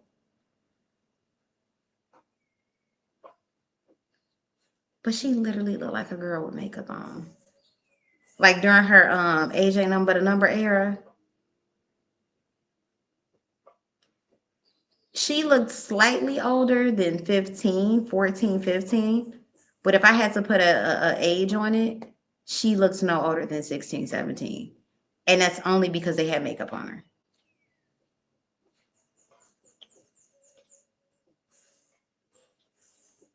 That's only because they had makeup on her. And I'll say when she got to be about, because she didn't get to be 22 for long, but when she got to be about 20 through 22, she looked like she could be about 25. But once again, it was the makeup. Now she did kind of like, she held herself more immature simply because we already know the story. Aaliyah was around a lot of adults for a long time. She was adultified very young. So she held a level of maturity that was very much so forced on her. But it's the makeup. It's the makeup. It's all the makeup. I'm looking at the pictures of it. Hey, Aria, it's the makeup. That's so damn sad.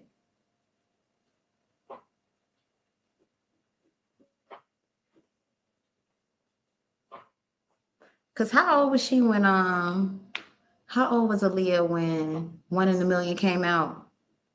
Y'all, how old? One in a Million came out in 96.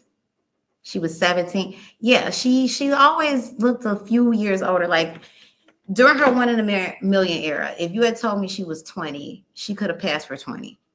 She definitely looked young though, but it's the makeup. They definitely had her makeup on. I mean, they made her up though. Whoever her makeup artist was, but it was the makeup because she still looks young, but she looks mature in a way. But that was by design. She was 17. Yeah. Yeah. I would say during her One in a Million era, Aaliyah read as 20. She read as 20, though she was 17. And though she doesn't look old, she looks older because of that makeup.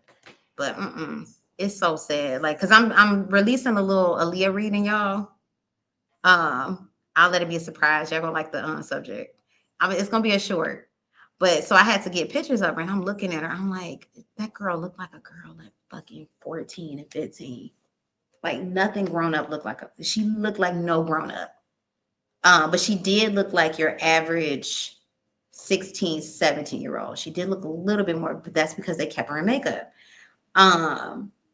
And then when she became 17, and then, naturally you start to develop it a little bit more. When she turned 17, she looked about 20, not because she looked old, but she just looked the maturity of a 20-year-old. You said, let's get into it. You said, I got to go back to look at pics of her. Yeah, that's what I said. I wasn't really like, because, like when you think about Aaliyah, you think about the popular images you see, especially like from her Aaliyah album, because, it was like the last gift that we received from her before she transitioned untimely. However, though, I'm like, when I look at her, because when Aaliyah passed, I was like 11 or 12. What was it, 2001? I was 12. So, like everybody look mature when you are much younger. But when I look at her as an adult now with my adult eyes, I'm like, actually, even I even remember when I was a kid, I used to think, because Aaliyah, when One in a Million was hot, I was like 6, 7. And I had LOL. And my cousins, they were like 10 years older than me. They were in high school. So I used to always hang out with my cousins. When my mom used to make my cousins take me outside. LOL. And they were like, crazy into Aaliyah. Of course, who wasn't at that time frame?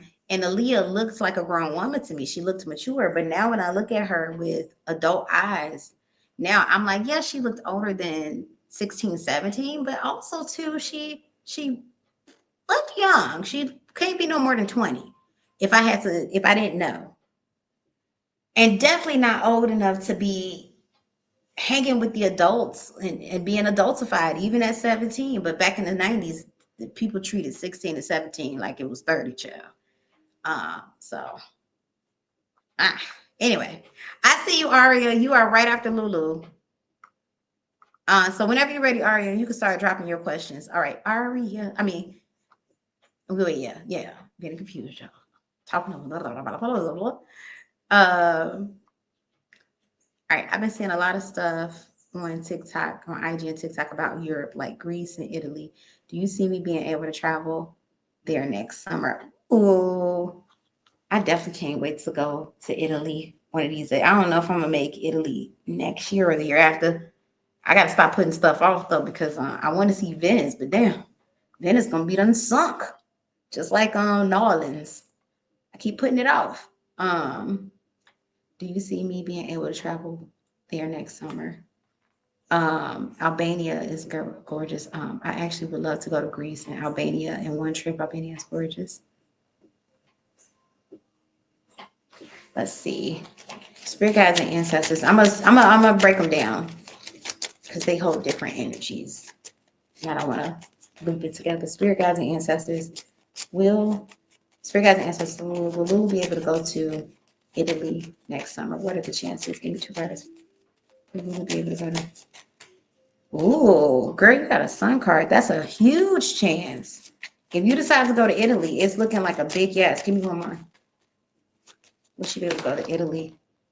Girl, yeah. 4 of Pentacles in the upright. That's a huge yes. So I can tell you right now. So if you want to know, you do have a big trip coming. And I feel like this is something that you've already settled in your spirit. Like, I don't know where I'm going, but I'm going somewhere in 2027.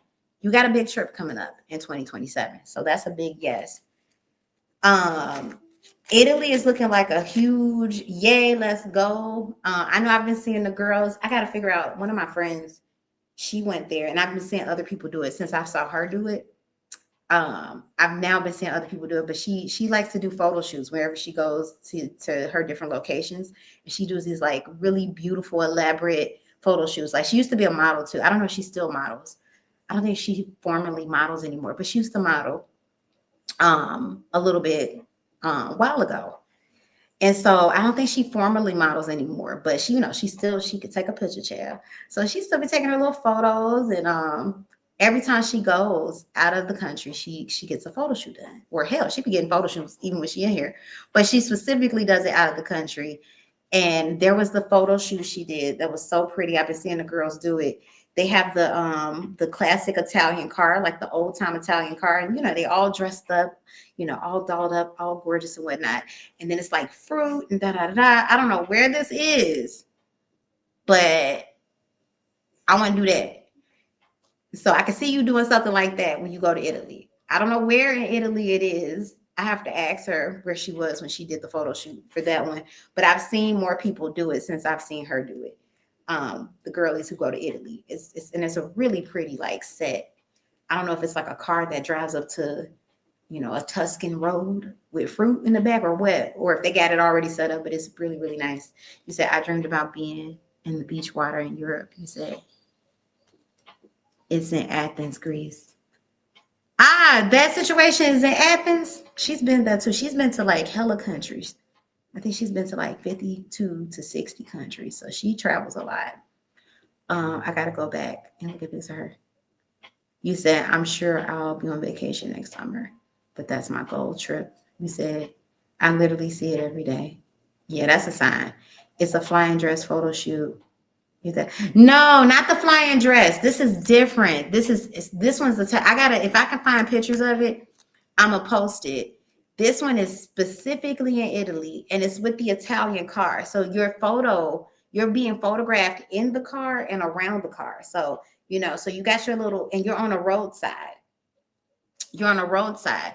And then with the Italian car, there's like, Italian basket, like bicycles, and you got fruit baskets and stuff. So it's almost like a scene. Like, it's set up to look like a movie set. Like, it literally looks like a movie set. You said the Amalfi Coast. It has to be the Amalfi Coast. And they set it up like a movie set. And you got your Italian car.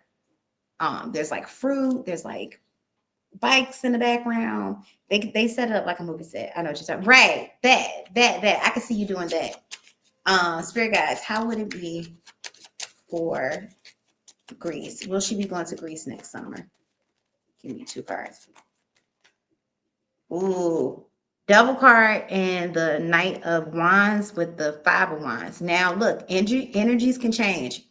It's not saying no, but it's saying that something is going on with Greece. Not Greece, the country, but it might be some situations around that trip that might not be favorable. Now, it won't be about money, but it may be about, like I said, it may be something involved. It's something involved. This devil card is kind of like there's a catch to it.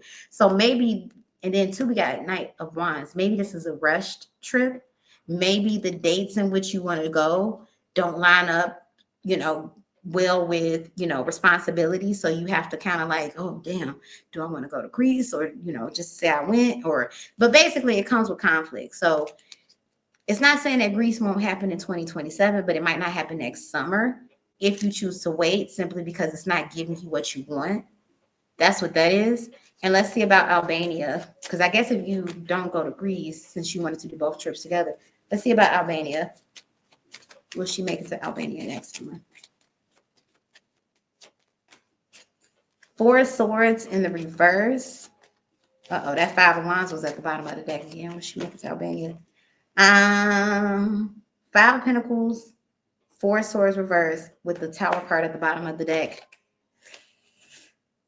If you do an Albania Greece trip, it feels rushed. If you do a Greece trip, it feels rushed. So I'm not going to say, so it's not that you won't go to Greece and that you can't go to Greece in the summertime. And it's not monetary, no. But it does feel like, it doesn't feel like a comfortable trip. It doesn't feel like, I don't know if it's like the weather ain't going to be permitted when you, by the time you get there, but it doesn't feel like the trip that you were hoping for. You know, it's like when and granted, sometimes we can't help if something crazy wants to happen and it's not even in season, you know? Because I always tell people, like, if you travel into like Hurricane Lane in hurricane season, you taking a gamble. You know, like the people who got stuck in Jamaica, unfortunately, but they traveled during hurricane season. You know, so it's like I get on the one end wanting to save money on the trip, but also too, whew, that was something to experience, you know, as a tourist and as a local to the country. That was a lot for everybody, you know. And I would say for Jamaicans who live in Jamaica, you know, they know like there's going to be another beautiful day, you know, once they recover, like once cleanup efforts and help came into the island, you know, because they've seen that before. But you as the tourist who ain't never been to Tropicana, you know, like that probably was devastated. That probably was like, damn, you know, that make you second guess, like, do I want to go back to an island? You know what I'm trying to say? So that's what I'm feeling in energy with that. All right, Lulu, whenever you're ready, give me your next question. Um, yeah, Aria, you're right after Lulu. I don't have anybody after Lulu. So yeah, so that's what that's giving. It's looking like Italy is going to be your best bet, your safest bet, and your most enjoyable bet. Like, and Italy is no small place. You know, it's an ancient country. It's so many things in Italy. There's so many cities in Italy that, oh my gosh, like to be able to see the same things that you read about in history books from that took place 1,000+ years ago, like, oh my gosh. To see Rome in itself as the, you know, original America, you know, like these different empires. Like one day people are gonna, hundreds of years from now, people are gonna take trips to the US to see that empire after it's fallen.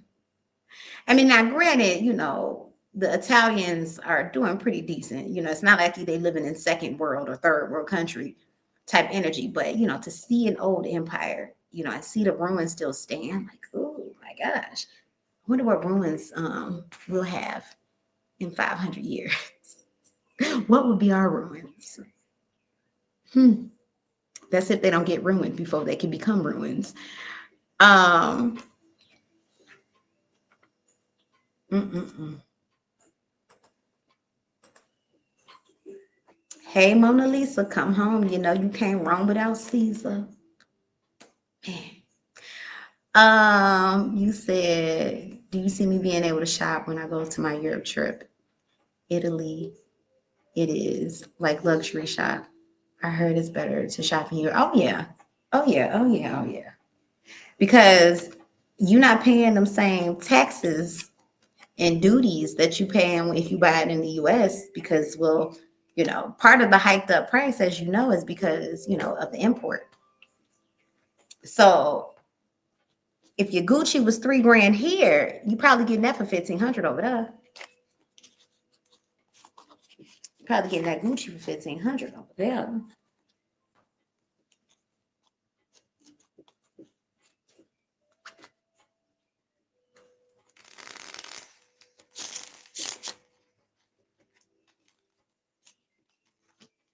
Let's see, let's see, let's see.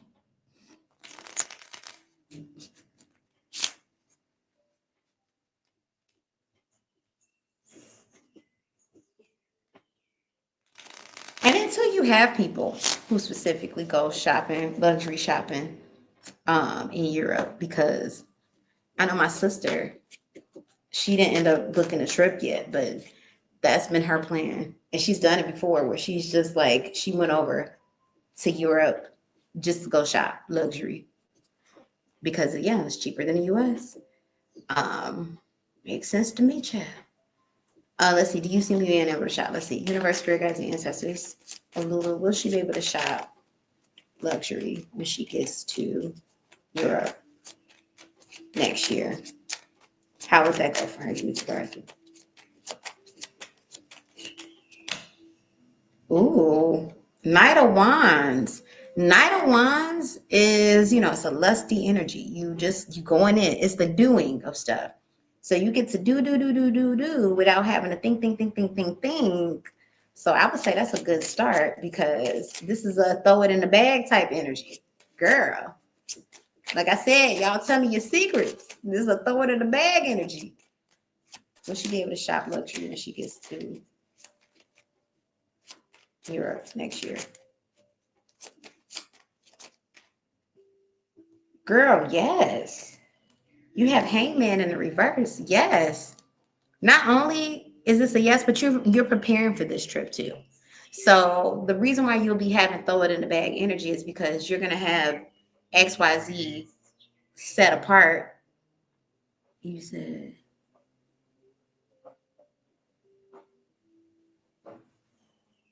what?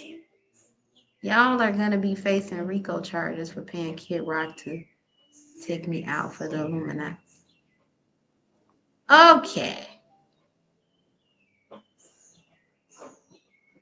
All right, we're gonna block this person. And these tarot streets be attracting all types of crazy. Maybe my man you speaking about will take me to. Y'all, I will say, since now that I stream, I'm a streamer. Ooh wee, the trolls be interesting. Whew, seasoned trolls. I got seasoned trolls. Oh gosh. I mean, the Jesus thumpers, they stay in these like esoteric streets. They be in all of them. Cause I'm like, look at you, getting your little low key readings. They stay in the psychic and they stay in there. But I'd be surprised with some of them. I'd be like, oh, that's interesting. Where did you come from? Back to it. Yeah, you're gonna be prepared for this trip. Will she be able to shop luxury?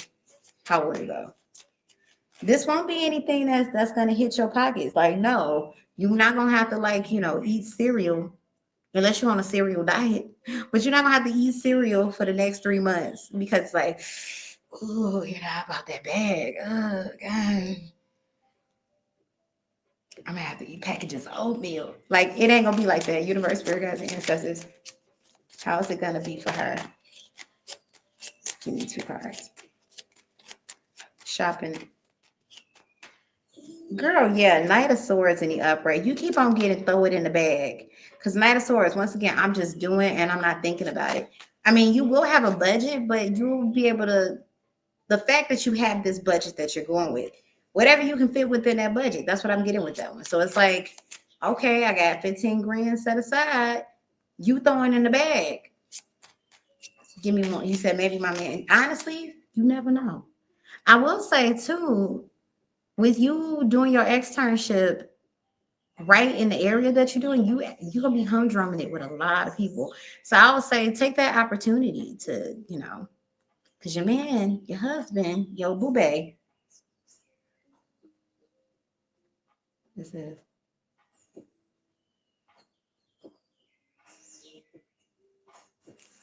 yeah, your boo bae right around the corner. Universe, spirit guides, and ancestors. Give me one more. How will it be? But this is a strong yes. Will she be able to shop? This is a strong yes. Like, look, the Empress in the upright, that's fashion right there. The Empress, right, that's your fashion right there. Yes. And the Lover's card. Not only that, but you're having a luxurious experience. I'm talking about the food, the hotel, uh, yeah, the sites, the tourism. Like you are experiencing Italy, you know? But from that of somebody that, you know what I'm saying? Like you are experiencing Italy from a very privileged standpoint. So yeah, not only are you gonna be able to shop luxury, but you're gonna be staying luxury. That's what I'm getting with that one. And I'm getting in the energy, you might find yourself on a 10-day trip. That's what I'm getting with that one. What I feel is if you do still like, make that trip to Italy, and when I say if, it's because, you may choose to go somewhere. Like you're going out of the country next year, but this is if you still choose Italy as your destination. However, though, you're going to be going to more than one city. So you're going to be spending time, you know, kind of like, trying to get the sights in, that type of thing. But it's not a rush. It's a luxurious. It feels good. It's wine in the summertime off the terrace. You like drinking good wine with good cheese and grapes, that type of stuff. You say, if I do Italy, I'm going to start with Lake Como. Right. That's what I said. It doesn't feel like you're staying in one place. Like, but it doesn't feel rushed. Because, like sometimes when you're in a place, you're like, oh, I got to see all of it. Or at least that's how I've been on vacation. I got to see it all. you know. However, though, you taking, good time. So it's like if you're in Lake Como, it's like, okay, you're spending a good 2 days in Lake Como. You're doing maybe like 1 to 2 activities comfortably in that day, having a nice little luxurious, you know, lunch, breakfast, dinner situation. It's good. You got a little shopping day in between. Then you head into the Amalfi Coast. Then you head into like maybe to see Rome. You get what I'm trying to say. You spending a good few days, but it's good. You're not feeling like, damn, now we're on to this one. Like you backpacking. It's not giving backpacking, it's giving touring. Because it's different between backpacking and a tour. Backpack, though I do feel like it's an enriching experience. Once again, it's a different type of situation. When I think of backpacking, I think about sweat. I think I'm there more so to see for the excavation of things. But when I'm touring, I get to, leisurely upon my different destinations, you know? So that's what you're doing. He said, that's funny because I said, I'm only doing the max 2 days in Lake Como. He said, sounds like a dream. Then wrong. Hey, girly, how long have you been on live? I've been here for 3 hours and 24 minutes. I got Aria, and I know I was supposed to wrap up at the 3rd hour. But I am wrapping up after Aria. So definitely another no more than 30 more minutes, y'all. Aria, whenever you're ready, drop me your questions. So no more than 30 more minutes because I am going to come back later. But I got to stop so I can get me something to eat. Well, make me something to eat because I got groceries today. Yeah, we eating at the house, baby. +2 tomorrow is probably when I'm going to get me something to eat while I'm out.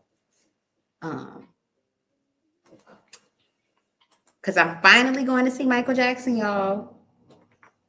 It took me 12 months, but I'm going to finally go check it out. And check it out, check it out, check it out.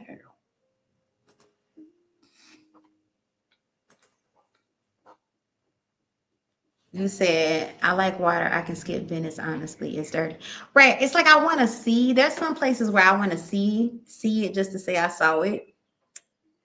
Like I want to see Venice. My first question is supposed to be a little bit. Okay, Aria, thank you. I want to see Venice just to say I saw it. But yeah, same thing with Paris. Everybody, Paris is dirty. I'm like, well, I want to see dirty Paris. I want to just take a little gander at it. Say I said it and I saw it. Go to the Louvre. I'm gonna go to the Louvre and have a croissant. And yeah, take my pictures on the Eiffel Tower like everybody else do. I have my money bowl working. I plan on doing more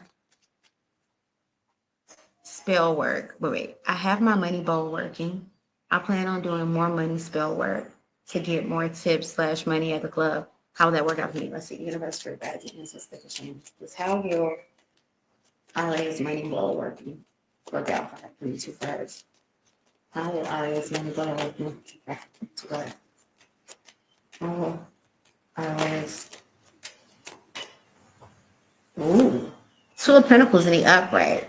2 of Pentacles talks about balance. So we're talking about a balance in your money, which is a good start because we're not talking about, oh, girl, you're going to have some debts to pay. We're talking about a balance in your money. So this isn't money that's going to have to go towards any debts. This is money that's going to be coming in even and probably, distributed throughout the night. So you're getting consistent tips. That's what we get with that one. Universe, spirit guides, and ancestors. How will her money bowl work in regards to tips at the club? How's this going to work out? Girl, yes. 7 of Pentacles in the upright. Yes, yes, yes, yes, yes, yes, yes, yes, yes, yes. Whatever you're doing with your money working, you might want to tell the girls because not only are you getting consistent tips, but these are tips that you are basically, because 7 talks about investment. So it's good money. So that means you have more. So that means what you're making in tips alone, like outside of, like the money that you're, let's say you got regular money, whatever they throwing at you, handing you da-da-da, and then you walking around, people still handing you money. So I don't know like how it goes, like if they have you, working the stage and working the crowd, but either way, it's translating from both. So you got your money over there, and then when you work in the crowd, you got your money over there. I told you you're going to have a regular. You're going to have you a couple of regulars. You're going to have you some repeat customers. And these are people that'll be like, oh, real girl, I love to see you when you wear red. Here, let me get your nails done. Get them done red. Here go $300. Now you know that it only costs $25 because you go to that one lady over there. So you get the 25 for the pedicure and you get the 35 for the nails. But he still gave you $300 because he liked you in red nail polish. That's what I'm getting with that one. So it's translating very well. How is the money going to differ? But a lot of it too is you're going to have some regulars for sure. LOL, I just heard, is this going to lead to OnlyFans? Now, I do know there's not every OnlyFans person is doing hardcore nudity and sex acts. It's just that OnlyFans has that reputation, However, though, there's a way you can even bypass OnlyFans and you can do it. I've even seen it. One of my clients is actually doing this, but she doesn't have sexual content, but she has a very voluptuous body. I mean, extremely voluptuous body, right? She's a sweet person, sweetest soul you ever met. But she has the type of body where even when she's fully clothed, like she ain't even showing ass, but you can't help but see her body because she's that voluptuous. Like when I tell you, you would think she paid for her body. She hasn't. It's all natural. However, though, because of that, her account has garnered hundreds of thousands of followers, and she's not even doing scantily clad material. She was she has different hobbies. Like she has like little hobbies, like she's like doing like what do you call it? DIY stuff like that. And because of her body, she has a lot of male followers that don't match the content that she puts out, because they're looking at her and she's, like I said, she's covered from here to here because she works in education, covered from head to head, child. But that won't stop a man from sexualizing if they're gonna sexualize you. That's the point to that. So long story short, she started taking requests because she has followers who send her money to do something like, and that she's not doing anything like sexual, but they send her money to like, hey, can you jump around with a skip it? You know, hey, can you do 3 high kicks? Like literally. So you got I said all that to say you got the type of regulars coming in that if you want to start your own, it don't even have to be on the OnlyFans platform. If you want to start taking requests, you can. Because you got people that are legit paying for that. They're paying people, hey, for $50, can you post yourself just, and that's it. You said, yeah, I have a stage plus tips, private rooms, and the crowd. Let's see, universe, spirit guides, and ancestors, tell me more. Somebody eating peanut butter. Spirit guides and ancestors, tell me more. Is her money goal going to work for her? How is it working with $2? Her money goal going to work with self earnings. Girl, yes. Now the Wheel of Fortune came out in the reverse. The Wheel of Fortune is in a reverse because, as you know, that's a karmic energy, meaning that it's going to be ongoing. Also, too, you have to attend to your money bowl ritual. You just got to attend to your working. Either re-up on the working or attend to the working. Now, if you don't re-up on the working, no, you're not going to lose money, which you already know. But this is sweetening the pot. That's what I got with that one. And then you got the Chariot and the Upright. That's strong movement. And look, 3 of Pentacles is at the bottom of the deck. Your money working is working quite well. So like I said, teach the girls your tricks of what you're doing. So yeah, only thing I'm seeing is that Wheel of Fortune, yeah, you will have to continuously pour in. But as you already know, that's not strange. That's not like, what is this? Okay. Yeah, that's nothing strange, you know. That's nothing out of the ordinary. Let's see. LOL, yes, I have this guy I've seen multiple times. He was like, can I squeeze your butt for 2 songs?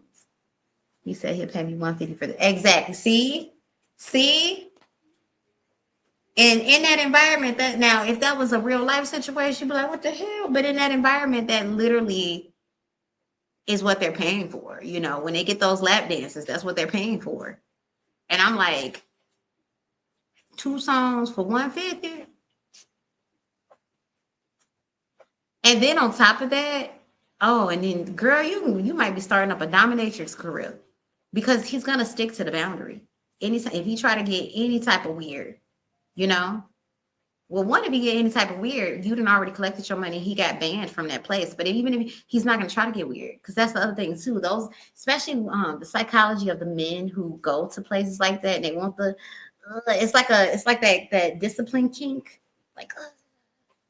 Girl, you got so much money coming up in the child. Forget spend that ish, invest that ish. That's what Carisha should have been rapping about. Invest that shit. Like, you're gonna have that type of money. Not spending money. Spending money flies away. And this is why you gotta keep on scheming in order to get it back. You're gonna have investment money. Invest that shit. Now you can scheme with investments too, but is different. Hey, Angeles. You said, my second question is, who do you see coming towards me romantically? Invest that shit. Yeah, that's what she needed to do. I feel like, too, if Young Miami had maybe put a more, I hear the song. I just hear a song because, well, I'm not about to be scheming and scamming. You know, it's catchy. But I'm also not expecting high vibrational music from Carisha. But I can see from the people that's impressionable, if she could make one of them songs that, you know, like, it is what it is. Do what you got to do. Get it how you live it. But also be smart about it. You know, like, everybody ain't going to be in school, going to college. You know, like, I get that. But, like, be smart about it. You know, be smart about it. Invest, like, tell the girls how to really get over. Like, invest the shit. Do something smart with it, you know? Like even if you do lay on your back for it, I'm not gonna judge that, but do something smart with it so you don't have to constantly be hustling to survive. That's why I tell people I don't hustle, I align. Because that hustle is like, you know, you got $2 and you doing it again and again and again. Tell people how to be smart about it, you know? Like tell them how to go legit. They say this is a big rich town. Show them how to open up their own nightclub, you know? Clean the money. Anyway, um, but that's she not giving away the codes for a reason because that keeps people coming back. I give you just enough. She acting like a pimp. I give you just enough for you to have something for it to feel like something. But you my product. Anyway, let me get off my soapbox. Malkeisha X. My second question is, who do you see coming towards me romantic? Let's see, Universe, Spirit, Guides, and Ancestors. Who's coming towards Aria romantically? Give me 2 cards. Who's coming towards Aria romantically? You got a Hermit card in the upright. This is a Virgo. You got somebody, Virgo, businessman, kind of introverted. Between 28 and 38. I know that's a long range.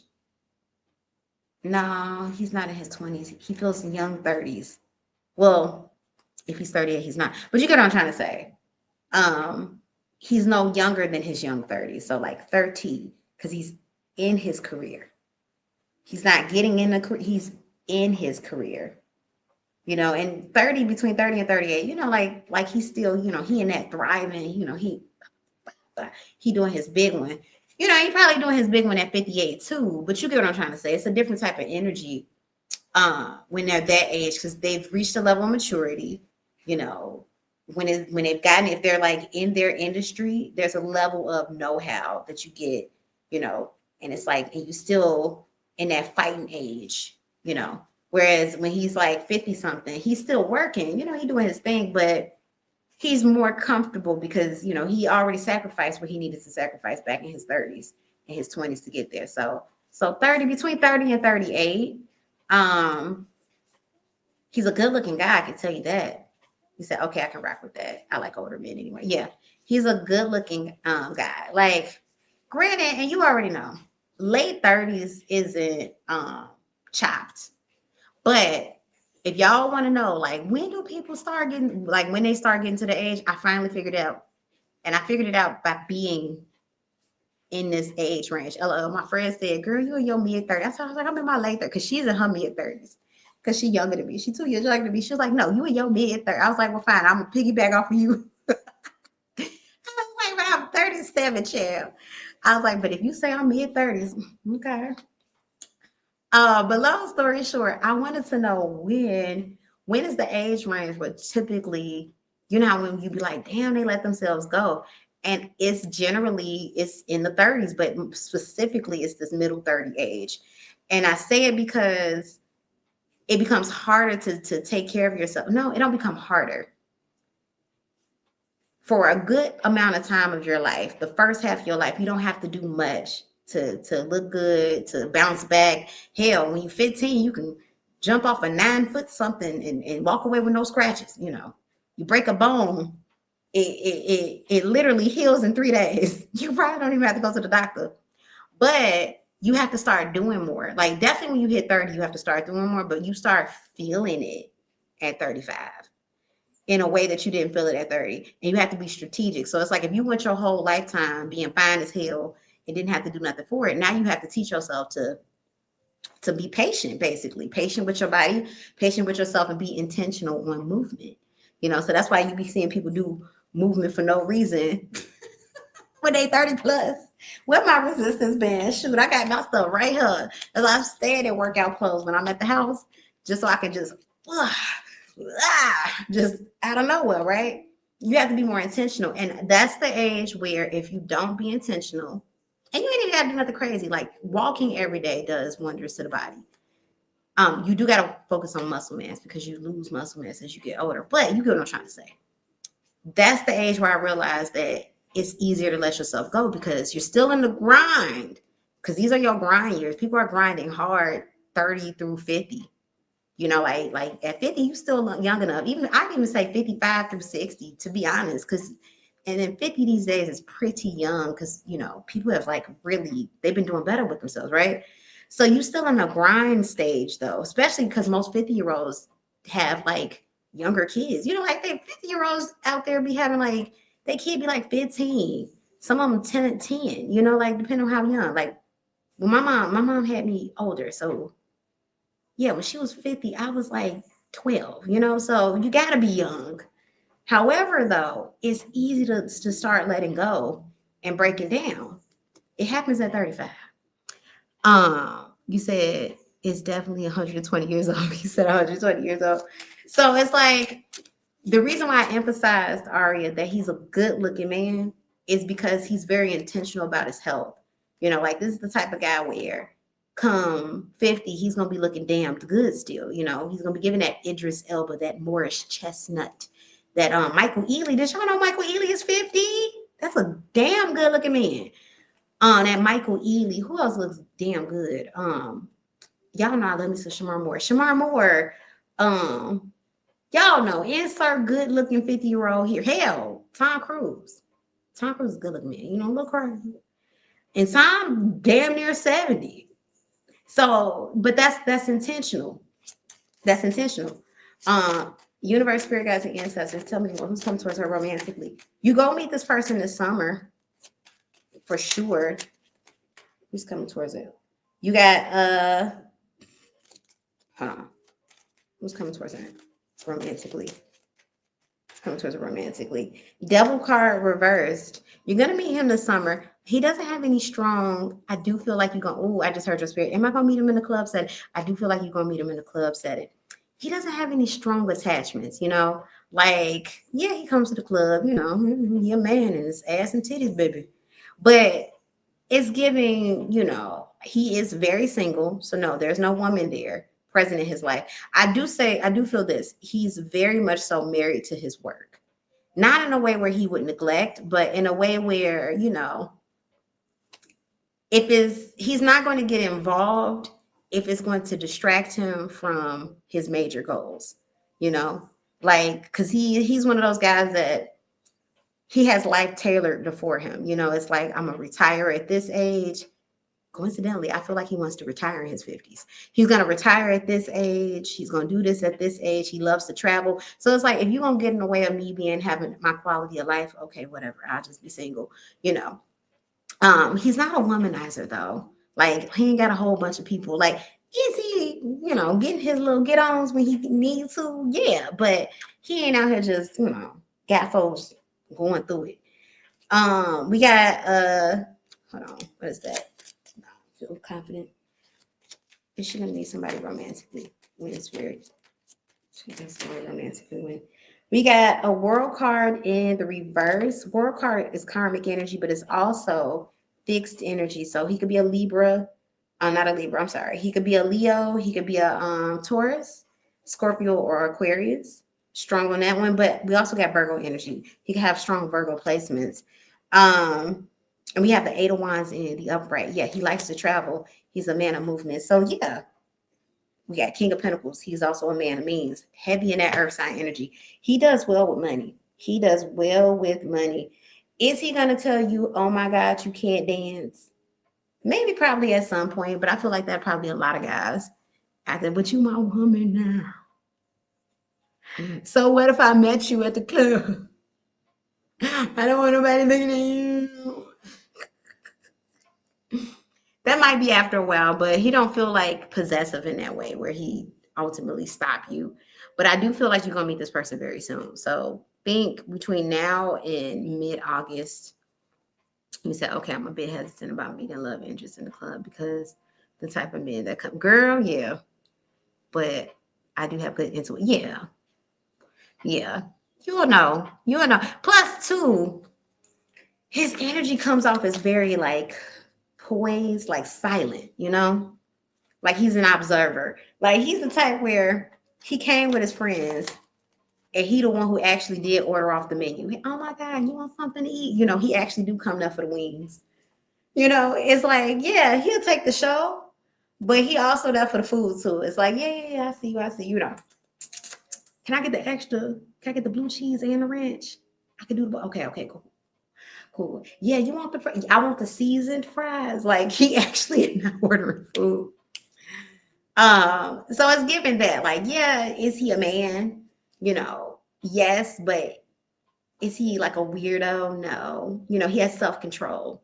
But also too, I feel like that's indicative of confidence. Like, men, same thing with women. Men who ain't out here fighting for a woman's attention because, you know, it's not even like a having it like that. Like, he's just confident. He is who he says he is.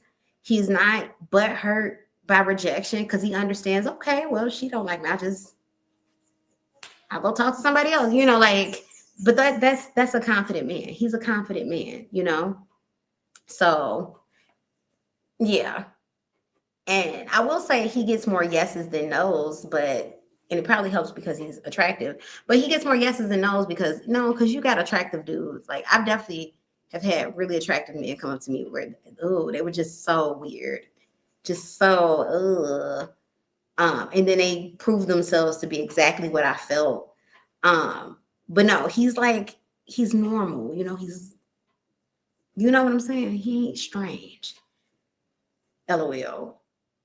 So you'll know him when you see him. Like, even the conversation is different. Like, he's gonna let you know more so through repetition. Like, you may not see him like your regulars, but you'll see him again, and he'll try to spark up a conversation, and one where it's like where he's letting you know, like, hey, I would like to, get to know you outside of here. Can I take you out?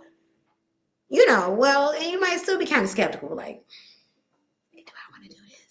but at the same time, you'll know through conversation, like, okay, he's not asking me to do weird things. He's not trying to get me to be his private dancer. He actually want to take me on a date.